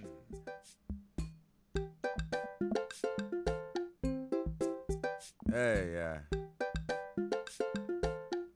One. Oh my God! Look here. Take this and give me $10. Just don't tell my dad. Let's all forget this ever happened. I won't tell your dad if you don't. Lucian hands me a baggie of something and disappears down the alleyway. I open it. Take a deep whiff. Smells like genuine drugs. Yes, sirree. Hey. I don't know how much he handed us. $10? It could have been anywhere from like to like, and also he's a teenager, so who knows how much he knows about market value? Nobody knows. That went smoothly. Yeah, we should get off of public property before we smoke this. Hey. Great idea. Let's head back to my place. Yes. Oh my God, we're going to his house. Matt and I walk to our cul-de-sac and stop at a gas station on the way to buy rolling papers and soda. I feel like I'm 16 again. Common Seat is having a sleepover tonight, so that gives us all the time we need to do drugs. Hey. Awesome. Let's do some drugs. Matt pulls one of the records out of his bag and puts it on for us. I plop down on a comfy leather couch. He's even, oh my God, he's got my dream house. He's got like, so like you don't see my arrow, but like on the lower floor, he's got like the big wide open area, but then he's got at some point a staircase that leads up to a loft with bookshelves that look down upon the open area where it's just like you could do anything. You could even have a Disney like opening where it's just like, you know, dad's cooking breakfast, doing whatever, and then daughter wakes up like, hello, father, and then cooking the eggs like, hello, daughter, and it just goes from there. You imagine it however you want. This is a wonderful household. Matt's it. Matt is it. Matt's it. It's Matt. Matt pulls one of the records out of his bag and puts it on for us. I plop down on a comfy leather couch and look around his place. There are a bunch of band posters, and his record collection takes up an entire wall. Whoa, what a collection. Been collecting my whole life. It was nice to finally get them all in one place after being on the road for so much of my life. Had to ask my parents to hold on to them for me. Matt sits down next to me, and while we lay the marijuana drugs out on the coffee table. Do you want to do the honors? Please, it's your house. Hey. If you say so. What? Matt pulls out some rolling papers and sprinkles some of the beatnik tobacco onto a piece. This also caused the devil's lettuce, or my personal favorite, jazz cabbage. He starts rolling it back and forth, and the paper breaks almost immediately, spilling drugs all over the couch. Never was too good at this. Hey. Matt tries again and is able to successfully roll a nice-looking weed cigarette. He hands me a lighter and the blunt, I think, and I take it. Well, let's open up the nug, smoke some of that gateway drug, rip that golf fairway. Open up the nug sounds stupid. I do like rip that golf fairway, cause that's like smoke some of that gateway drug is too real, and I feel like it would make Matt be like, dude, weed's not about that. I think rip that golf fairway is actually the answer here.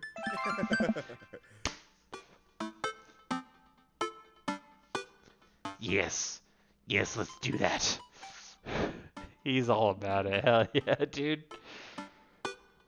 I light the joint and inhale deeply. This is not what I remembered. It's been a while though. Maybe pot drugs have gotten more potent since the last time I smoked. No, it's just been forever since you smoked. I passed the joint to I passed the joint to Matt and cough a little bit. Should it sting this much, or am I just a baby? Huh? Matt takes a hit and his eyes go wide. That's not weed. Hey. Oh God, did we develop a taste for meth? No, is it oregano? Hey. Fucking.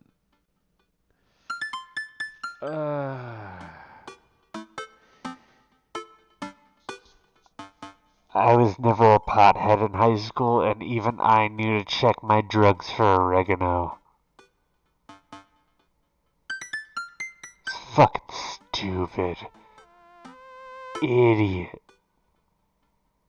You didn't sniff it? Ugh.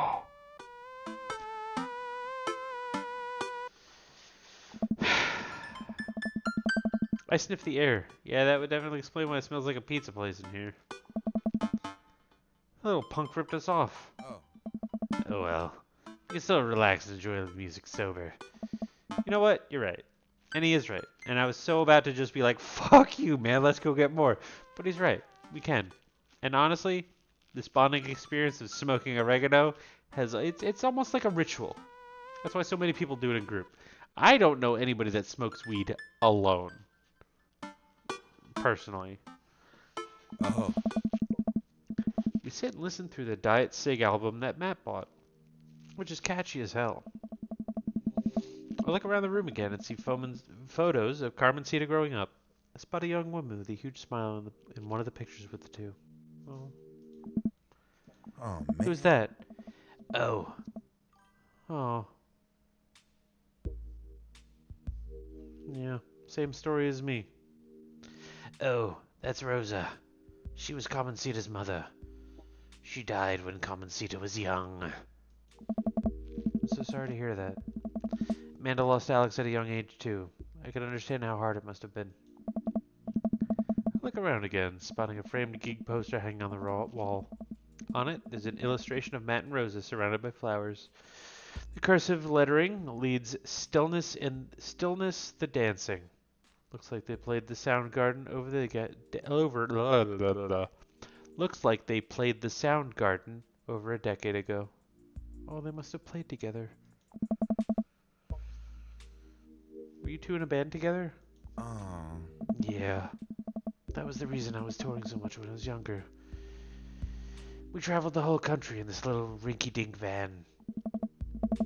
It was a hard start, but once we started gaining notoriety and seeing how much our song meant to kids, it was just incredible. Wow, that seems like a life people only dream of. Hey. It was, and it was difficult at the same time. I couldn't have done it without somebody by my side. Rose and I knew we couldn't do it forever. The long hours on the road, missing our family, sleeping in the van, all that stuff. I mean, I don't know if I should. So once she became pregnant with Carmencita, we put our roots down in our favorite town to play in. Right here. Since she was a kid, Rosa had always dreamed to own a quiet little coffee shop. She died before it opened. Oh! Oh, man. Don't be. I'm not really sure to say. I couldn't possibly count the number of times I told people the same thing after Alex died. Yes, that we wanted a coffee shop. Hey. Matt gets up to flip the record. Next to the turntable, I notice a dusty piano. The dusty piano. Must have been what she played. No, it's what she played. Do you play? Hey. I'm out of practice. I used to jam on the keys back in the day. Oh yeah. I fronted the hottest 7-piece ska band that Eagle Rock Bay High School had to offer. Oh. No way! You had a ska phase? That's not a fucking phase.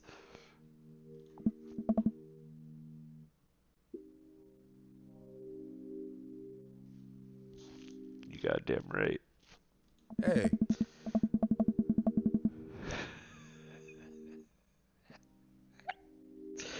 They have to be referencing Streetlight Manifesto at this point. I mean, I swear, man. Except for Communist Manifesto, who broke off after the senior talent show to pursue solo careers. Hey. Dude, that's so rad. Matt pulls out the piano bench. Hey. Give me some of that two-tone love. Oh man, let's see if I still got it. I sit down at the piano. Anyway, here's Wonderwall. No, I think that's... My immediate gut reaction is stick to ska roots. If I had the talent for it, I would in this position. So I'm hoping that he does. But go with a classic. No, that's catering to him. Anyway, here's Wonderwall. No. That's so impersonal. Everybody knows Wonderwall. Hey, I think I'm doing it. I'm playing ska. Wait. That was just smoke on the water. Matt, I've forgotten how to play. The Deep Purple is always appreciated, nonetheless. Alright, buddy, can you top that? Man. I shouldn't. come on. Uh, No, it's been a long time. It's never too. So these are both good. Pushing him and saying, dude, come on, let's go. Never too late to get back into it is a gentle push. Drop it is what I would choose out of these two. If it was a push or not do anything, I would definitely do never too late. Matt, you just sat through a butchered version of Deep Purple Smoke on the Water. How much worse could it be? Matt stares at the piano for a second. Okay. Okay. Matt closes his eyes and runs his fingers over the keys. He breathes in deep and starts playing a melody. If I didn't know that he hadn't played the piano in a long time, I would never have guessed it. Matt plays a soft, sweet tune filled with emotion. I've never heard this before. Is this one of his original works? This is so cool. Matt finishes the song and finally opens his eyes. How was that? That was amazing. Oh, it's nothing. Come on, man, that was killer. Are you trying to pull that for the open mic tonight? Oh, man. Oh, no, I never played those. Well, you should. Well, why not? You're really good. It's just, I don't do it anymore. I just don't like being up there and alone and having so many people stare at me. It just doesn't feel fun anymore. It's because it reminds him of his time with Rosa. He's getting uncomfortable at the thought of it. I won't push him any further. It feels wrong for him to be up there without Rosa. But I feel like it would be honoring Rosa's memory. Alright, man. But I hope you know how beautiful your music is. Oh. Thanks. Hey. Matt and I sit and listen to more records until it gets late, and I decide that I need to go to bed. Dad is a good friend. Matt walks me to my door. Let's never tell anybody about the oregano. Okay. That's why the oregano was so cheap. That's why it was so cheap. Oh my god. I'm crying because of the loss of value with the weed, I swear. Oh. Oregano! Deal. Wait, can I tell my doctor? I don't know anything about the health effects of smoking oregano, and Hey. I think we'll be fine. Hey, Good night, dude. I smile. Good night. I walk inside, and the house is dark, save for the sliver of light coming from beneath Amanda's door. Eh? I knock lightly on the door and enter Amanda's room. You should wait for her to tell you that it's okay to come in. She's sitting at her desk with her camera, editing photos. Hey, Amanda. Amanda swivels in her chair to face me and slumps down.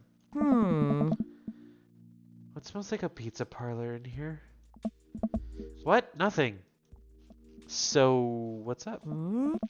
Dad, I'm hungry. Whoa! Wait, no. Hi, hungry. No, I'm jazzed.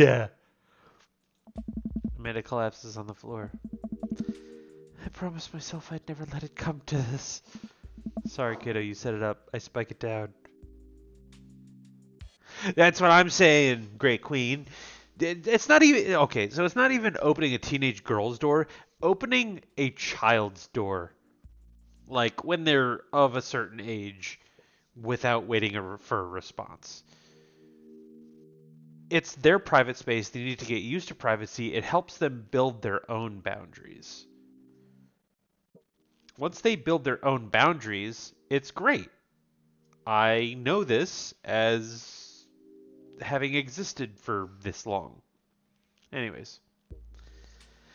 Sorry, kiddo. You set it up. I spike it down. You're a monster.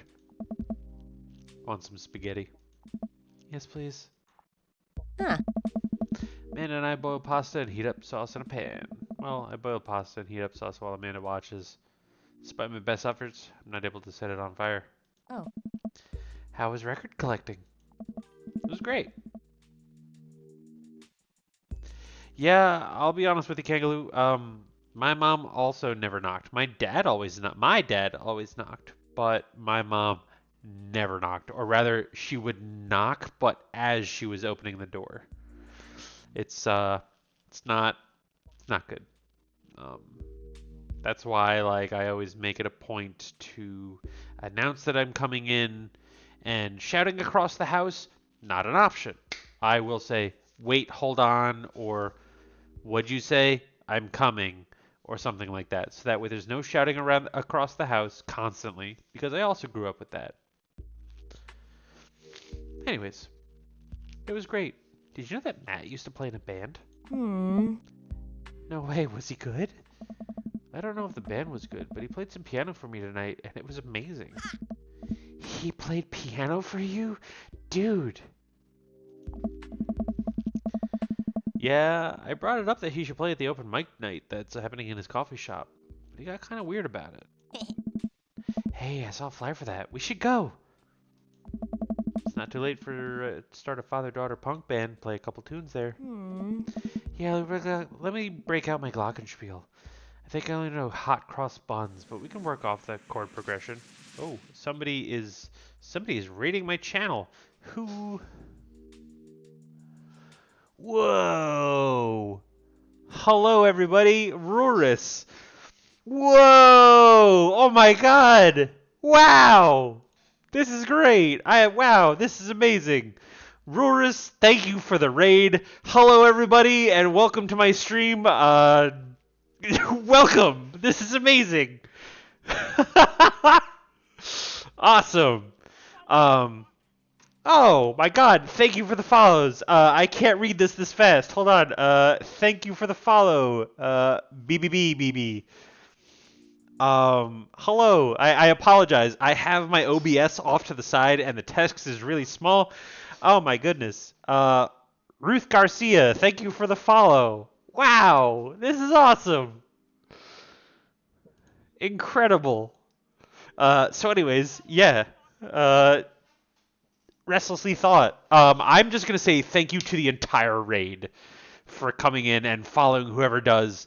Very much appreciated. Going to continue this stream. Thank you again. Wow. Anyways, so yeah, let me break out my glockenspiel. I think I only know hot cross buns, but we can work off the chord progression. Emerald Secret, thank you for the chat. Wolf, Midnax, Rurus, thank you. Restlessly Thought, thank you for being here. Lilith, thank you for chatting. Clover Fox, that is correct. You are actually my first raid ever. I've been streaming since September because of Hollow Knight. Like this past September, Hollow Knight Silksong. So yes, you are my first raid, and a big one at that. Wow. Ents Mommy, let's see, Celestial Snowcat, thank you. Geno Wolf, thank you. Let's see, I think that's everybody who's chatted. Yes, if you want to see my playthrough, very elementary. I'm an old man. I just love the Hollow Knight series. It's on my YouTube channel if you want to check it out. But anyways, let's get back to the actual content. Amanda and I have a nice dinner before she goes back to her room to do photography stuff. I end up watching True Life. I'm a house hunter. Third Ocean, thank you for commenting. Ooh, here we go. They're staging an intervention for the house hunter who is crying uncontrollably over the color of the walls. As a new house owner, because this is actually a new place I live in, I actually just moved in less than a week ago. I feel that. I actually currently like the walls, but not, maybe sometime down the road. Lilith, I am actually hoping to romance Matt. If you watch my previous streams, and I actually give reasoning for why I like the dads. I love Matt. Matt is cool. He owns a coffee shop. He is creating a safe space, and I just went on my second date with Matt. I was about to say dad. Matt is awesome. I am a straight man myself. My mod is actually my girlfriend. She's in chat right now. She's probably freaking out at how much she has to do right now. But you guys seem like a cool bunch. But still, if I was in the realm of, you know what? Who would I date? Matt. Matt, absolutely. Punk rock, creating a safe space, trying to raise a daughter, still carrying forward with the memory of his lost wife. Everything about it is just so... Oh, we calling him Dat Matt. Follow me, fuck! Everybody, very, very happy to have you all here. So anyways, again, back to the stream. They're staging an intervention for the house hunter, who is crying uncontrollably over the color of the walls. They know they can paint the walls of their house any color they want to, right? Matt's song is stuck in my head all night. How'd I do? Give me an S rank, baby. Give me the S rank. Oh.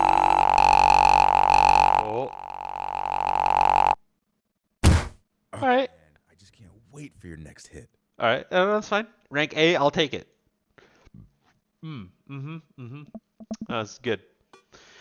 Well, it's been a long day. I'm just about ready to pack it in. After a few bites of ice cream from the freezer, I turn off all the lights and walk down the hall to my room. I feel like our streamer, we should have just picked Matt. I'm not going to spoil who we went with, but he was very unhappy with the ending. His character... Oh, yeah, by the way, my character's name is Dad Dadley. On Sundays, I do viewer choice. Dapple Gray Queen actually chose this game, which is why I'm playing it. I've been enjoying it so much so far. But Dad Dadley is a reference to my Elden Ring character, Chad Chadley, who has the most chiseled jaw. I originally set out to do it with only fist fighting and faith miracles, but it has turned into a strength build. Anyways, either way, Dad Dadley, and I've never played this game before. I'm a big fan of Game Grumps, but I just never really cared to play dating sims. I'm not much of a fan of visual novels. But we're here now, and that's what matters. So, blindish playthrough. Either way, I've never been past like the first 5 minutes. I'm about ready to pack it in after a few bites of ice cream. Yes. So amongst my friends, Cackfiend and Kangaloo and Dapple Gray Queen are close friends of mine. I showed them a picture of Chad Chadley when I first made him, and the tagline was only faith and fists can cleanse these lands. The rule set was that there was no chest armor allowed because he was chiseled, and no helmet was allowed. This was right after I beat the game the first time. But anyways, I am now playing with helmetless. It's crowd control too, so you guys can interact. Again, welcome. I'm just very excited that everybody's here and I got rated. It's never happened to me before. This is amazing. But anyways, I'm just about ready to pack it in. After a few bites of ice cream from the freezer, I turn off all the lights and walk down the hall to my room. I wonder if Amanda's still awake. That kid needs some sleep. As I pass her room, I hear a faint sound, but can't quite make out what it is. I get a little closer. Is she crying? I knock gently on the door. Hey, Amanda? Crying immediately stops. All right now. Her voice sounds strained. She sniffles. I need to make sure she's okay. I open the door. No. Bad dad move. Just say, okay. I sense that something's wrong. Please come to me when you're ready. Bad dad move. I don't have a squirt bottle, but I would.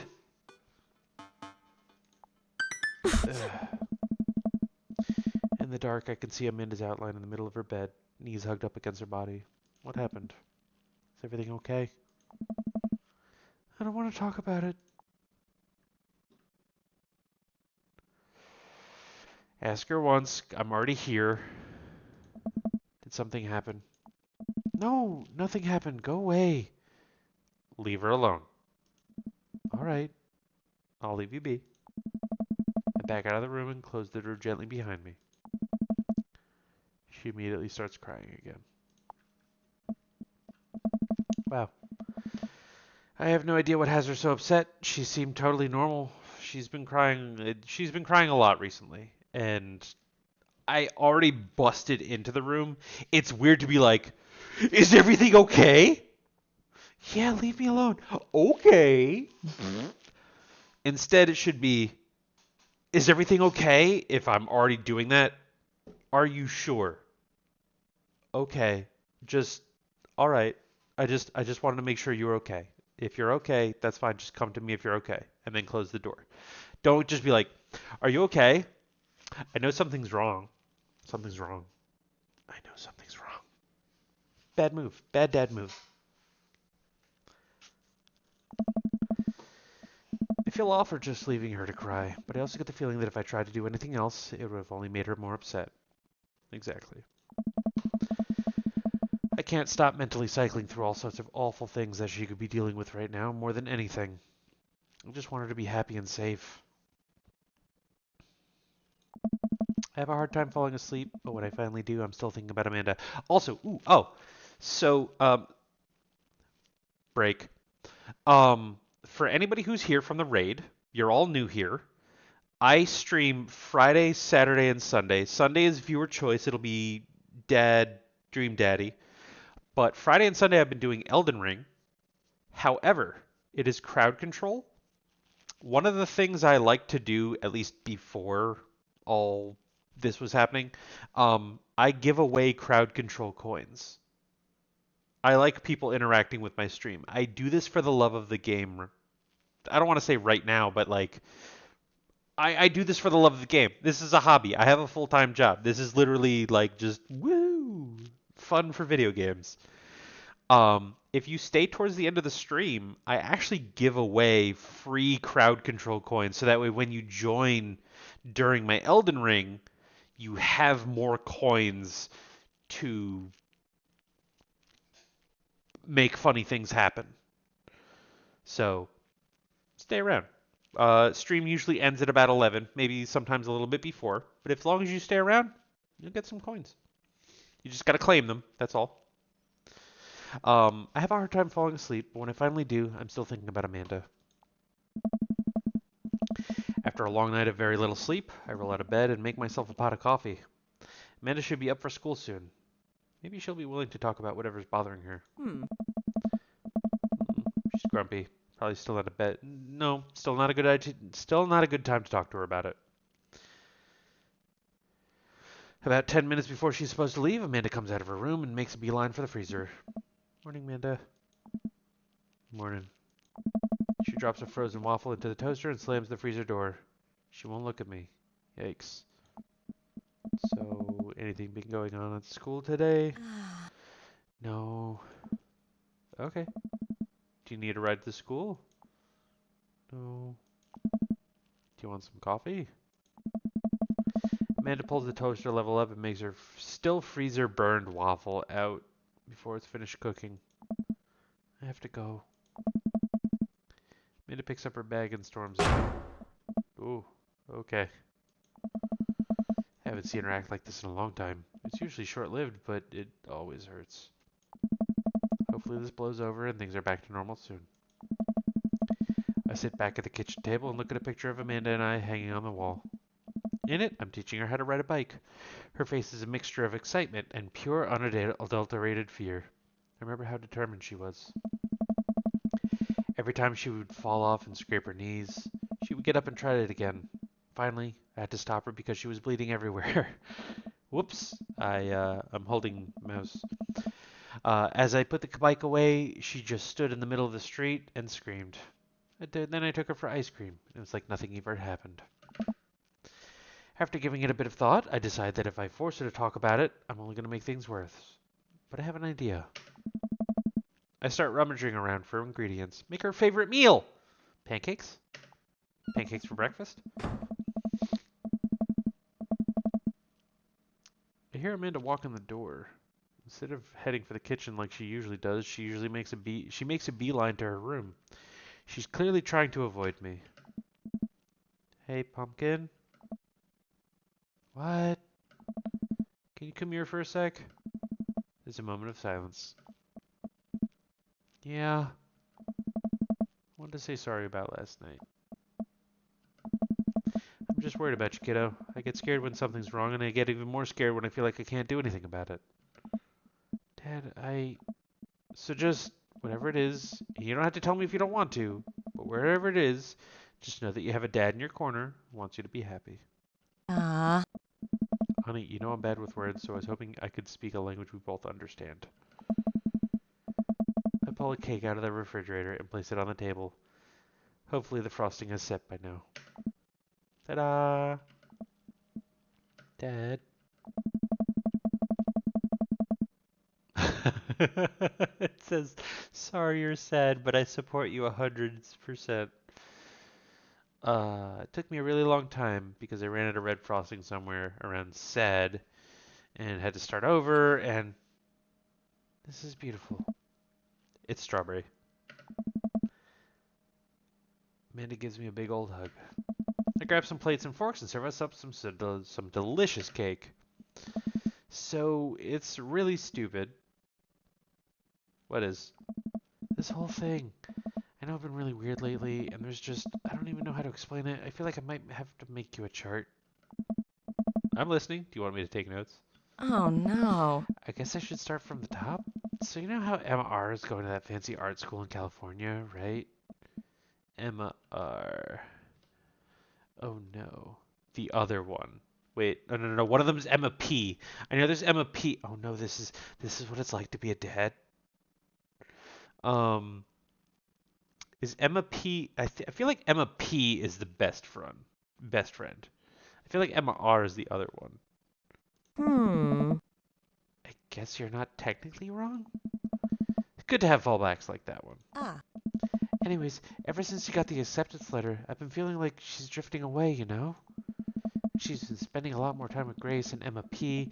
I thought it was all in my head for a while, but then I found out that Rosie M, that both of the Emmas, Grace and Noah, all went to a party at Mackenzie F's on the same night, so they told me we were busy studying for the Calc AB final.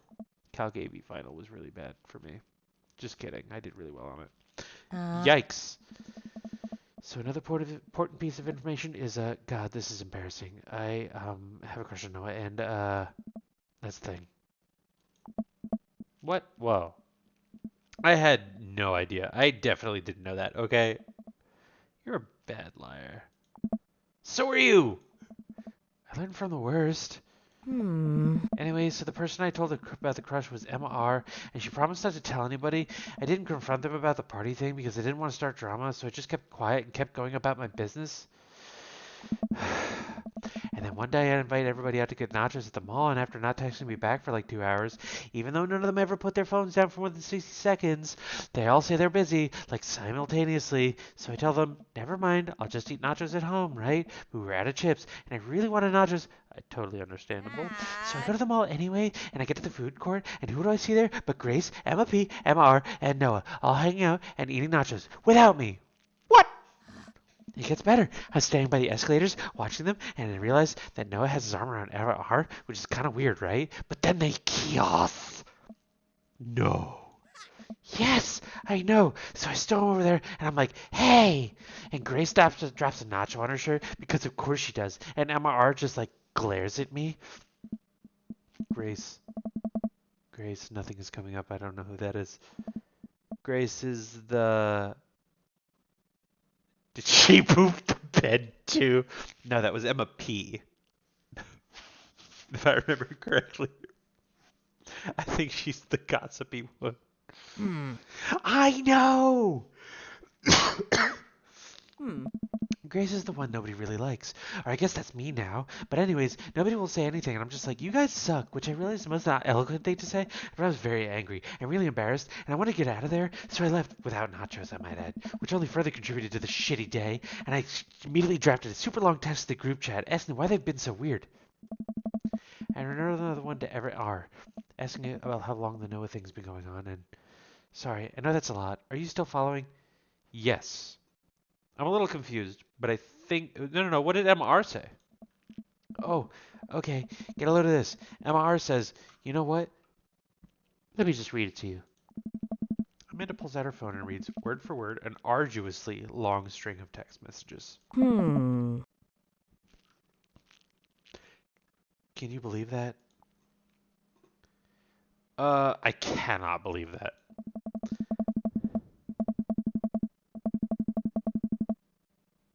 Well, like, I can't believe that. Not, I cannot believe that. Nah, man, like, that's, no, I can't believe that. What? I care so much about Amanda's social life and mental well-being, but man, do I not understand what she's talking about. This is all beyond me, but I am trying my hardest to be supportive. Oh, that sucks. They were dating in secret for like months. So I told her that she's been a really terrible friend, and she's like, well, if you think I'm so terrible, then just stop being my friend. And I was like, okay. And then she left me on red. And then, nope. Don't do this whole left me on red thing. You're not that old. You say okay, she leaves you on red. Accept it. You know she saw it. And she even opened the text message instead of the preview. She saw it. She made her choice. She knows you're not her friend anymore. You have to stick by your decision. It sucks. It sucks. But she'll never respect you if you try to come crawling back. And honestly, she never respected you in the first place. You're better off. Oh, like, she saw my message and didn't reply, and I know because there are read receipts. I don't know what read receipts are, but I'm just gonna nod and pretend I understand.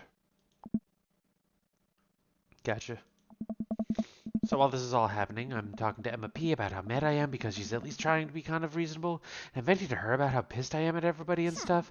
And then out of nowhere, Noah texts me and is like, how could you say that about me? I'm like, say what about you? And then he tells me that Emma P sent screenshots of everything I told her to the group chat that I got kicked out of. Or I think I let you screenshots, but that definitely sounds bad. There's so much more, but it's honestly just really stupid teenager stuff. The bottom line is that everybody dropped me, half my grade hates me, and now I have no friends. I see. Amanda, I'm sorry. I almost expected it from everybody else, but MR's been there since Mom died. I can't believe she would just stab me in the back like that. I'm not even mad that she's dating Noah. I'm just upset that she lied to me about it for so long. Amanda stabs at the remnants of her cake. Okay. I take it back. I'm kind of mad that she's dating Noah. Like, what did I do wrong? Why did everybody suddenly decide I'm not cool anymore? Why wasn't I enough? I don't understand. And as mad as I am at everybody, like, I miss them, Dad. Amanda's eyes look so dejected. I almost can't take it. What could I possibly say to help? Oh. Anyways, that's it. That's the whole sordid tale. Thanks for listening. Tune in next week for more hot gossip. Wow. I know, it's pretty dumb. It's not. It's not dumb. It may I feel like you're only saying that because you're trying to project how I feel.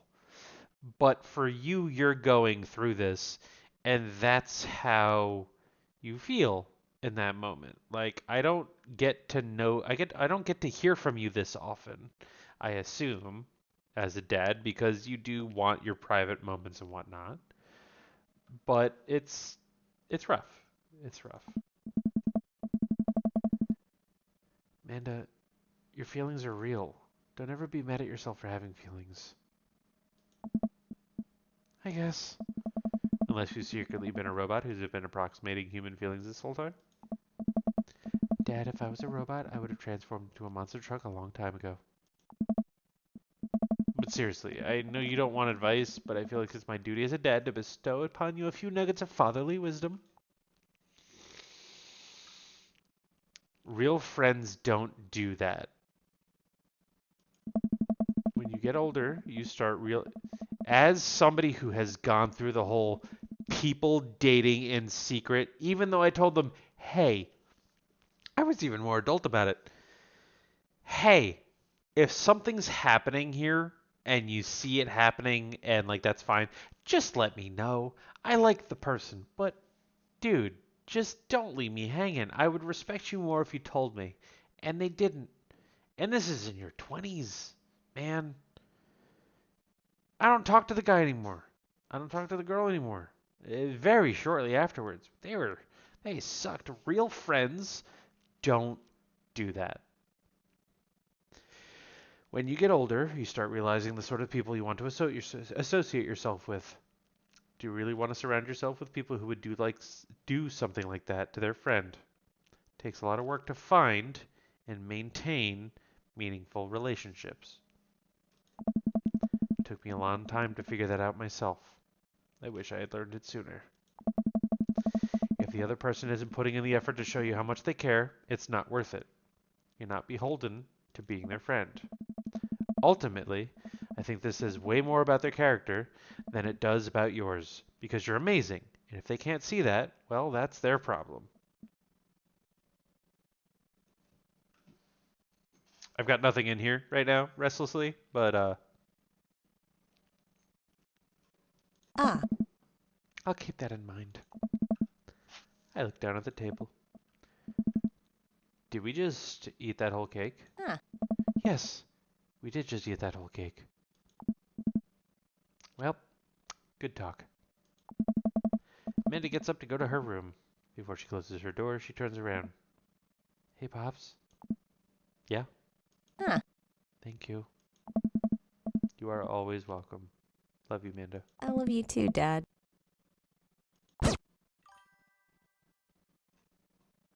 Welcome. You've got dads. I've got 2 dad messages. Oh, we left Craig hanging. We left Craig hanging because Craig wanted us to go to Robert's house. And I am not interested in Robert. I wanted to see what Robert's whole deal was, and after the first date, it was very much like a hell no. I'm gonna do one more date, and then I'm gonna call it for the night. Craig's cool. So what's Dad? Dad, listen, this is you from the past. Oh, how'd this happen? I figure if you're trying to reply to this because I know myself, but this is an automated message from you earlier this morning when it was socially unacceptable to go out and buy ice cream. I forgot I did that. I forgot how I did that as well. The future is amazing. Listen, life is short and ice cream should always be acceptable, but unfortunately this isn't the society we live in. And it's less the society we live in and more me projecting my own anxiety about being judged onto others. But you know what I mean. By the time you're reading this, it is a certain time of day in which nobody will bat an eye for you going out and buying ice cream. You know what to do. Be good me. I could buy that ice cream. It is, I don't know, man. Hey, buddy. So I have a favor to ask. Robert invited me over for dinner, and that was kind of a faux pas. Oh, no, I don't want... Craig, stop repeatedly I'm gonna date myself. I'm gonna date myself and buy that ice cream. This is the date we're doing for the final date. We're getting ice cream. You know what? I've earned a treat. And on the way home, I decided to stop off and grab some ice cream, which I fully plan to eat directly from the tub. That's alright. Spend a lot of time trying to figure out which type of ice cream I'd like to eat directly from the tub. Rocky Road? Pistachio? Oh, Amanda's probably going to want some too. Better get 2 tubs. She loves cookie dough ice cream, right? Hey, mister. Turn around to see... Oh, hold on. What was his voice? Oh, Aaron's nerd voice. Turn around to see Ernest leaning up against the wall of the convenience store. Ernest? You're cool, right? I'm so cool. I'm shocked you even have to ask, Dude Meister. Oh my god, I asked the wrong person. Could you just help me out? Help me out? There's no fire involved, is there? Just clouds. So I give you $20. Will you buy me e-liquid? You're vaping. You're like you're in high school. The age is 18. No. Try some other loser, bro. It is $20 though. Ernest, what's e-liquid? It's like Gatorade, you know, electrolyte liquid. I'd get myself, but I'm banned from here trying to run a grift on the cashier. Classic fiddle game, you know the deal. Oh, if you're talking about balanced electrolytes, then I've got you, little buddy. No, don't do it. I didn't know you played the fiddle. No, stop being a dumb dad. That's dumb, Dad. Use your brain. Ugh.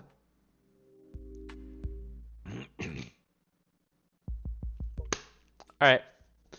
Just ask the clerk for Blue Crown Razzapple Vortex. He'll know what that is. I pick up a tub of pistachio ice cream for myself and a tub of cookie dough for Amanda. I search around for some blue Crazen Void Starer, but can't seem to find any. I turn to the cashier. Say, where's your finest e-liquid? Behind the counter. You got an ID? First of all, my daughter is older than you. Second of all, I'm flattered. I switched shampoo recently. Is that taking some years off? Dadly. It's forever young. Look, you need to be 21 to buy vape juice. Your hair doesn't look a day over 20. Oh. Wait a minute. Are you just trying to butter me up to buy more ice cream? Because it's working. Am I gonna buy another tub? I glance outside and spot Ernest staring at me. Double wait a minute. So you're telling me that e-liquid is not a sports drink? It's for vaping. Ernest is watching us intently through the window. Better go give that kid a piece of my mind. I see. Okay, look, I'm not gonna pretend you didn't try to trick me into buying you that old Baphomet's cough syrup and go in there to try to purchase my ice cream. I won't tell your dad if you promise to scram. And stop vaping. You'll get popcorn lung. What if I give you $25? Go home, Ernest. As I'm walking back inside, Ernest calls after me. You can get popcorn lung from Microwave Popcorn, you know. I no longer trust this child, but the mere notion strikes fear into my heart. I go back inside to complete my purchase with the good cashier. Thank you, kind sir, for your time and generous hair compliments. You got it, bub. I glance out the window to see Ernest still outside. Looks like he's talking to some other poor sap. Guess I should go outside and save this other guy some grief. Wait a second, that's definitely a cop. Oh boy. Grab my tubs of ice cream and bolt outside. Ernest is already face down on the hood of a squad car. Ernest, did you seriously just try to get a cop to buy you e-liquid? Do you know this kid? My daughter goes to school with him. I'm not friends with his dad, I can't say that. Because that'd be like, well, fuck you, cause then I'd be too responsible. This is 2 degrees of separation. My daughter goes to school with him. And it goes my daughter, who is a not yet responsible, not yet fully adult responsible, a teenager, is friends with him. For those who are not adults and watching, it works better this way. My daughter goes to school with him. Never met him in my life. That's weird because he's like, Mr. Dadley. No. I promise he's a good kid, even though my daughter would absolutely disagree with me. Oh, Hugo. What's the voice? There we go. I'm this boy's father. Oh. Never mind. I'm this boy's father. I turn around and see Robert walking up the street towards the convenience store. Ernest, what are you doing? Fuck, there's too many voices. Hold on. I want a lawyer. First of all, good first instinct. Remember, you're not required to answer any questions from a police officer with a lawyer present. You're this boy's father? Hey. Yes, sir. Ernest likes to lash out at me like this ever since the accident. Oh, I don't like talking about it. that's fine. Mhm. Robert gets a wistful twinkle in his eye. It all started. He's just gonna give it to him anyways. It all started 7 summers ago. My hair was long then. New metal was still in style. Ernest and I were down in the Florida swampland, Which, you know, cool, I guess. scavenging for. Sir, I can leave you to take it from here. Sounds good, officer. Mm. Ernest, come along now. You'll be cleaning grout from the rain gutter for a week thanks to this transgression. The police officer gets in his car and drives off. I'm stunned by how cool Robert was just there. Thanks. I want to say, Richard. Ouch. Don't mention it, Hemingway. Got in trouble plenty of times in my life. Just trying to do good deed for the day. Will you buy me e-liquid if I give you $20? Child, I will end you. Oh. Hey, Dad, will you walk Ernest home with me? I mean, I guess we almost tried to like at the bar, but then I told you I had a child and that totally killed the mood. So sure, whatever, man, as long as we're friends. Hey. Ernest runs ahead, presumably so he won't be seen with us, which is a thing I think kids do. He reminds me a lot of myself when I was his age. Hmm? Well, maybe I wasn't as dumb. Seems like he tortures his dad. Seems like he tortures just about everybody. He even stole your wallet. Do you have it? What? No, he did. I pat my back pocket. I pat the rest of my pockets. He stole my wallet. Oh. Why are you doing this to yourself? What? Huh. Robert points at my tubs of ice cream. One of them's for Amanda. Hey. I have no qualms with the quantity of ice cream you've purchased. It's a perfectly respectable amount of ice cream. It's the quality I'm talking about. You work hard, Dad. You're a good dad. Don't you think you deserve top shelf ice cream? That's why I'm going for Matt. We don't need this stupid metaphor bullshit. But these were on sale. It's on sale! If you're gonna treat yourself, go big or go home. Real vanilla bean. Real pistachio. You deserve it. Hey. Oh, there he goes. We arrive at the cul-de-sac and Ernest runs into his home. That boy is the reason we don't have prizes in cereal anymore. Hey. Catch you around, Dad. It's a BOGO deal, I tell you what. Robert tosses me my wallet. I catch it with a surprised look on my face. Mhm. I stole it back. Alright, Robert earned some cool points. Like, I'm definitely not a fuck on the first date kind of guy, but Robert's earning some respect here. Still like Matt more. He's very much the stable choice. But I can understand the appeal of Robert. I can understand it. Not going to go for it because I'm an adult and can make smart decisions. Matt is obviously the way to go. Robert is actually rebellious and is like, I've lived a dangerous life. I've done stupid stuff. But Matt is like, I traveled the country. We've made it work. We didn't do anything wrong per se. But now he's of the same age as Robert and owns a business. Again, like I've said this in the previous ones. He owns a business. He is creating a safe space. He's holding an open mic night where people are allowed to just be themselves. And it's cool, man. Like that's what being a good dad is about, is creating the open space, the safe space for people to be themselves. So Robert, yes, you are showing me that you can create a safe space. you're creating small safe spaces and letting people, it's not just creating a safe space, it's safe spaces and being responsible. Robert, I don't know. Oh, this is what I do. Keep it in your front pocket or use a chain like back in your sky days. Smell you later. No, you won't.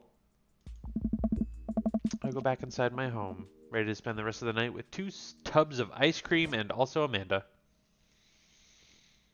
Welcome. You've All right. got dads. We are going to call this for tonight. Craig, you got it. No, you're not getting this favor. We are going to call this for tonight. I am super appreciative of the raid and all the follows. Very, very much appreciated.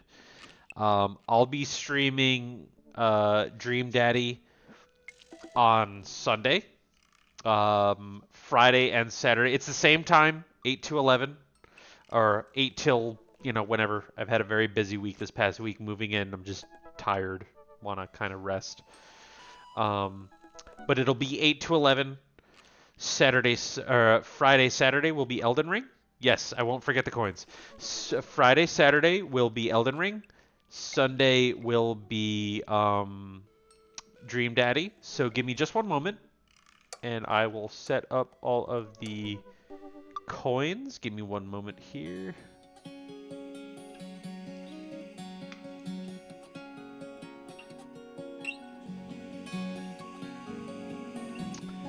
And let's see here.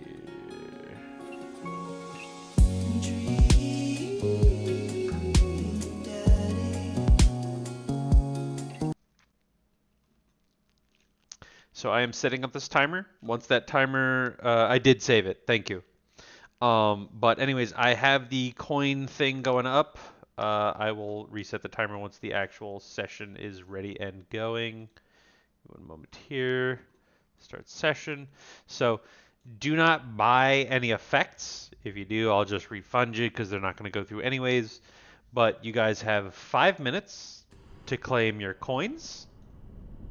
Please, by all means. Subscribers, by all means. Subscribe only if you want to. I give away free coins. But claim your free coins. Subscribers get 100 coins extra per month. It's not a lot. You might as well just save up. But I got 4.5 more minutes before this stream will end. And maybe I'll see you guys on Friday or Saturday. I'm going to go follow... I don't remember what her name was. But that was super, super appreciative. Absolutely wonderful. Ruris. I will go and look them up for sure. Anyways, gonna shut off the mic. Hope you all have a great night. Thank you again, everybody, for the raid and also coming in. Very, very much appreciative. Thank you.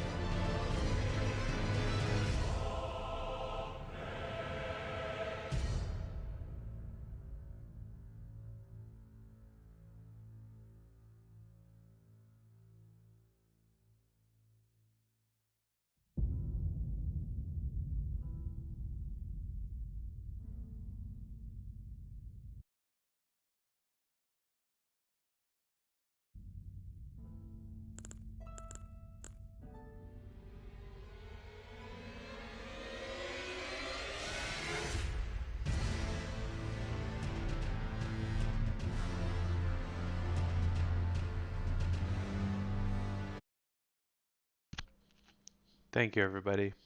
Have a good night.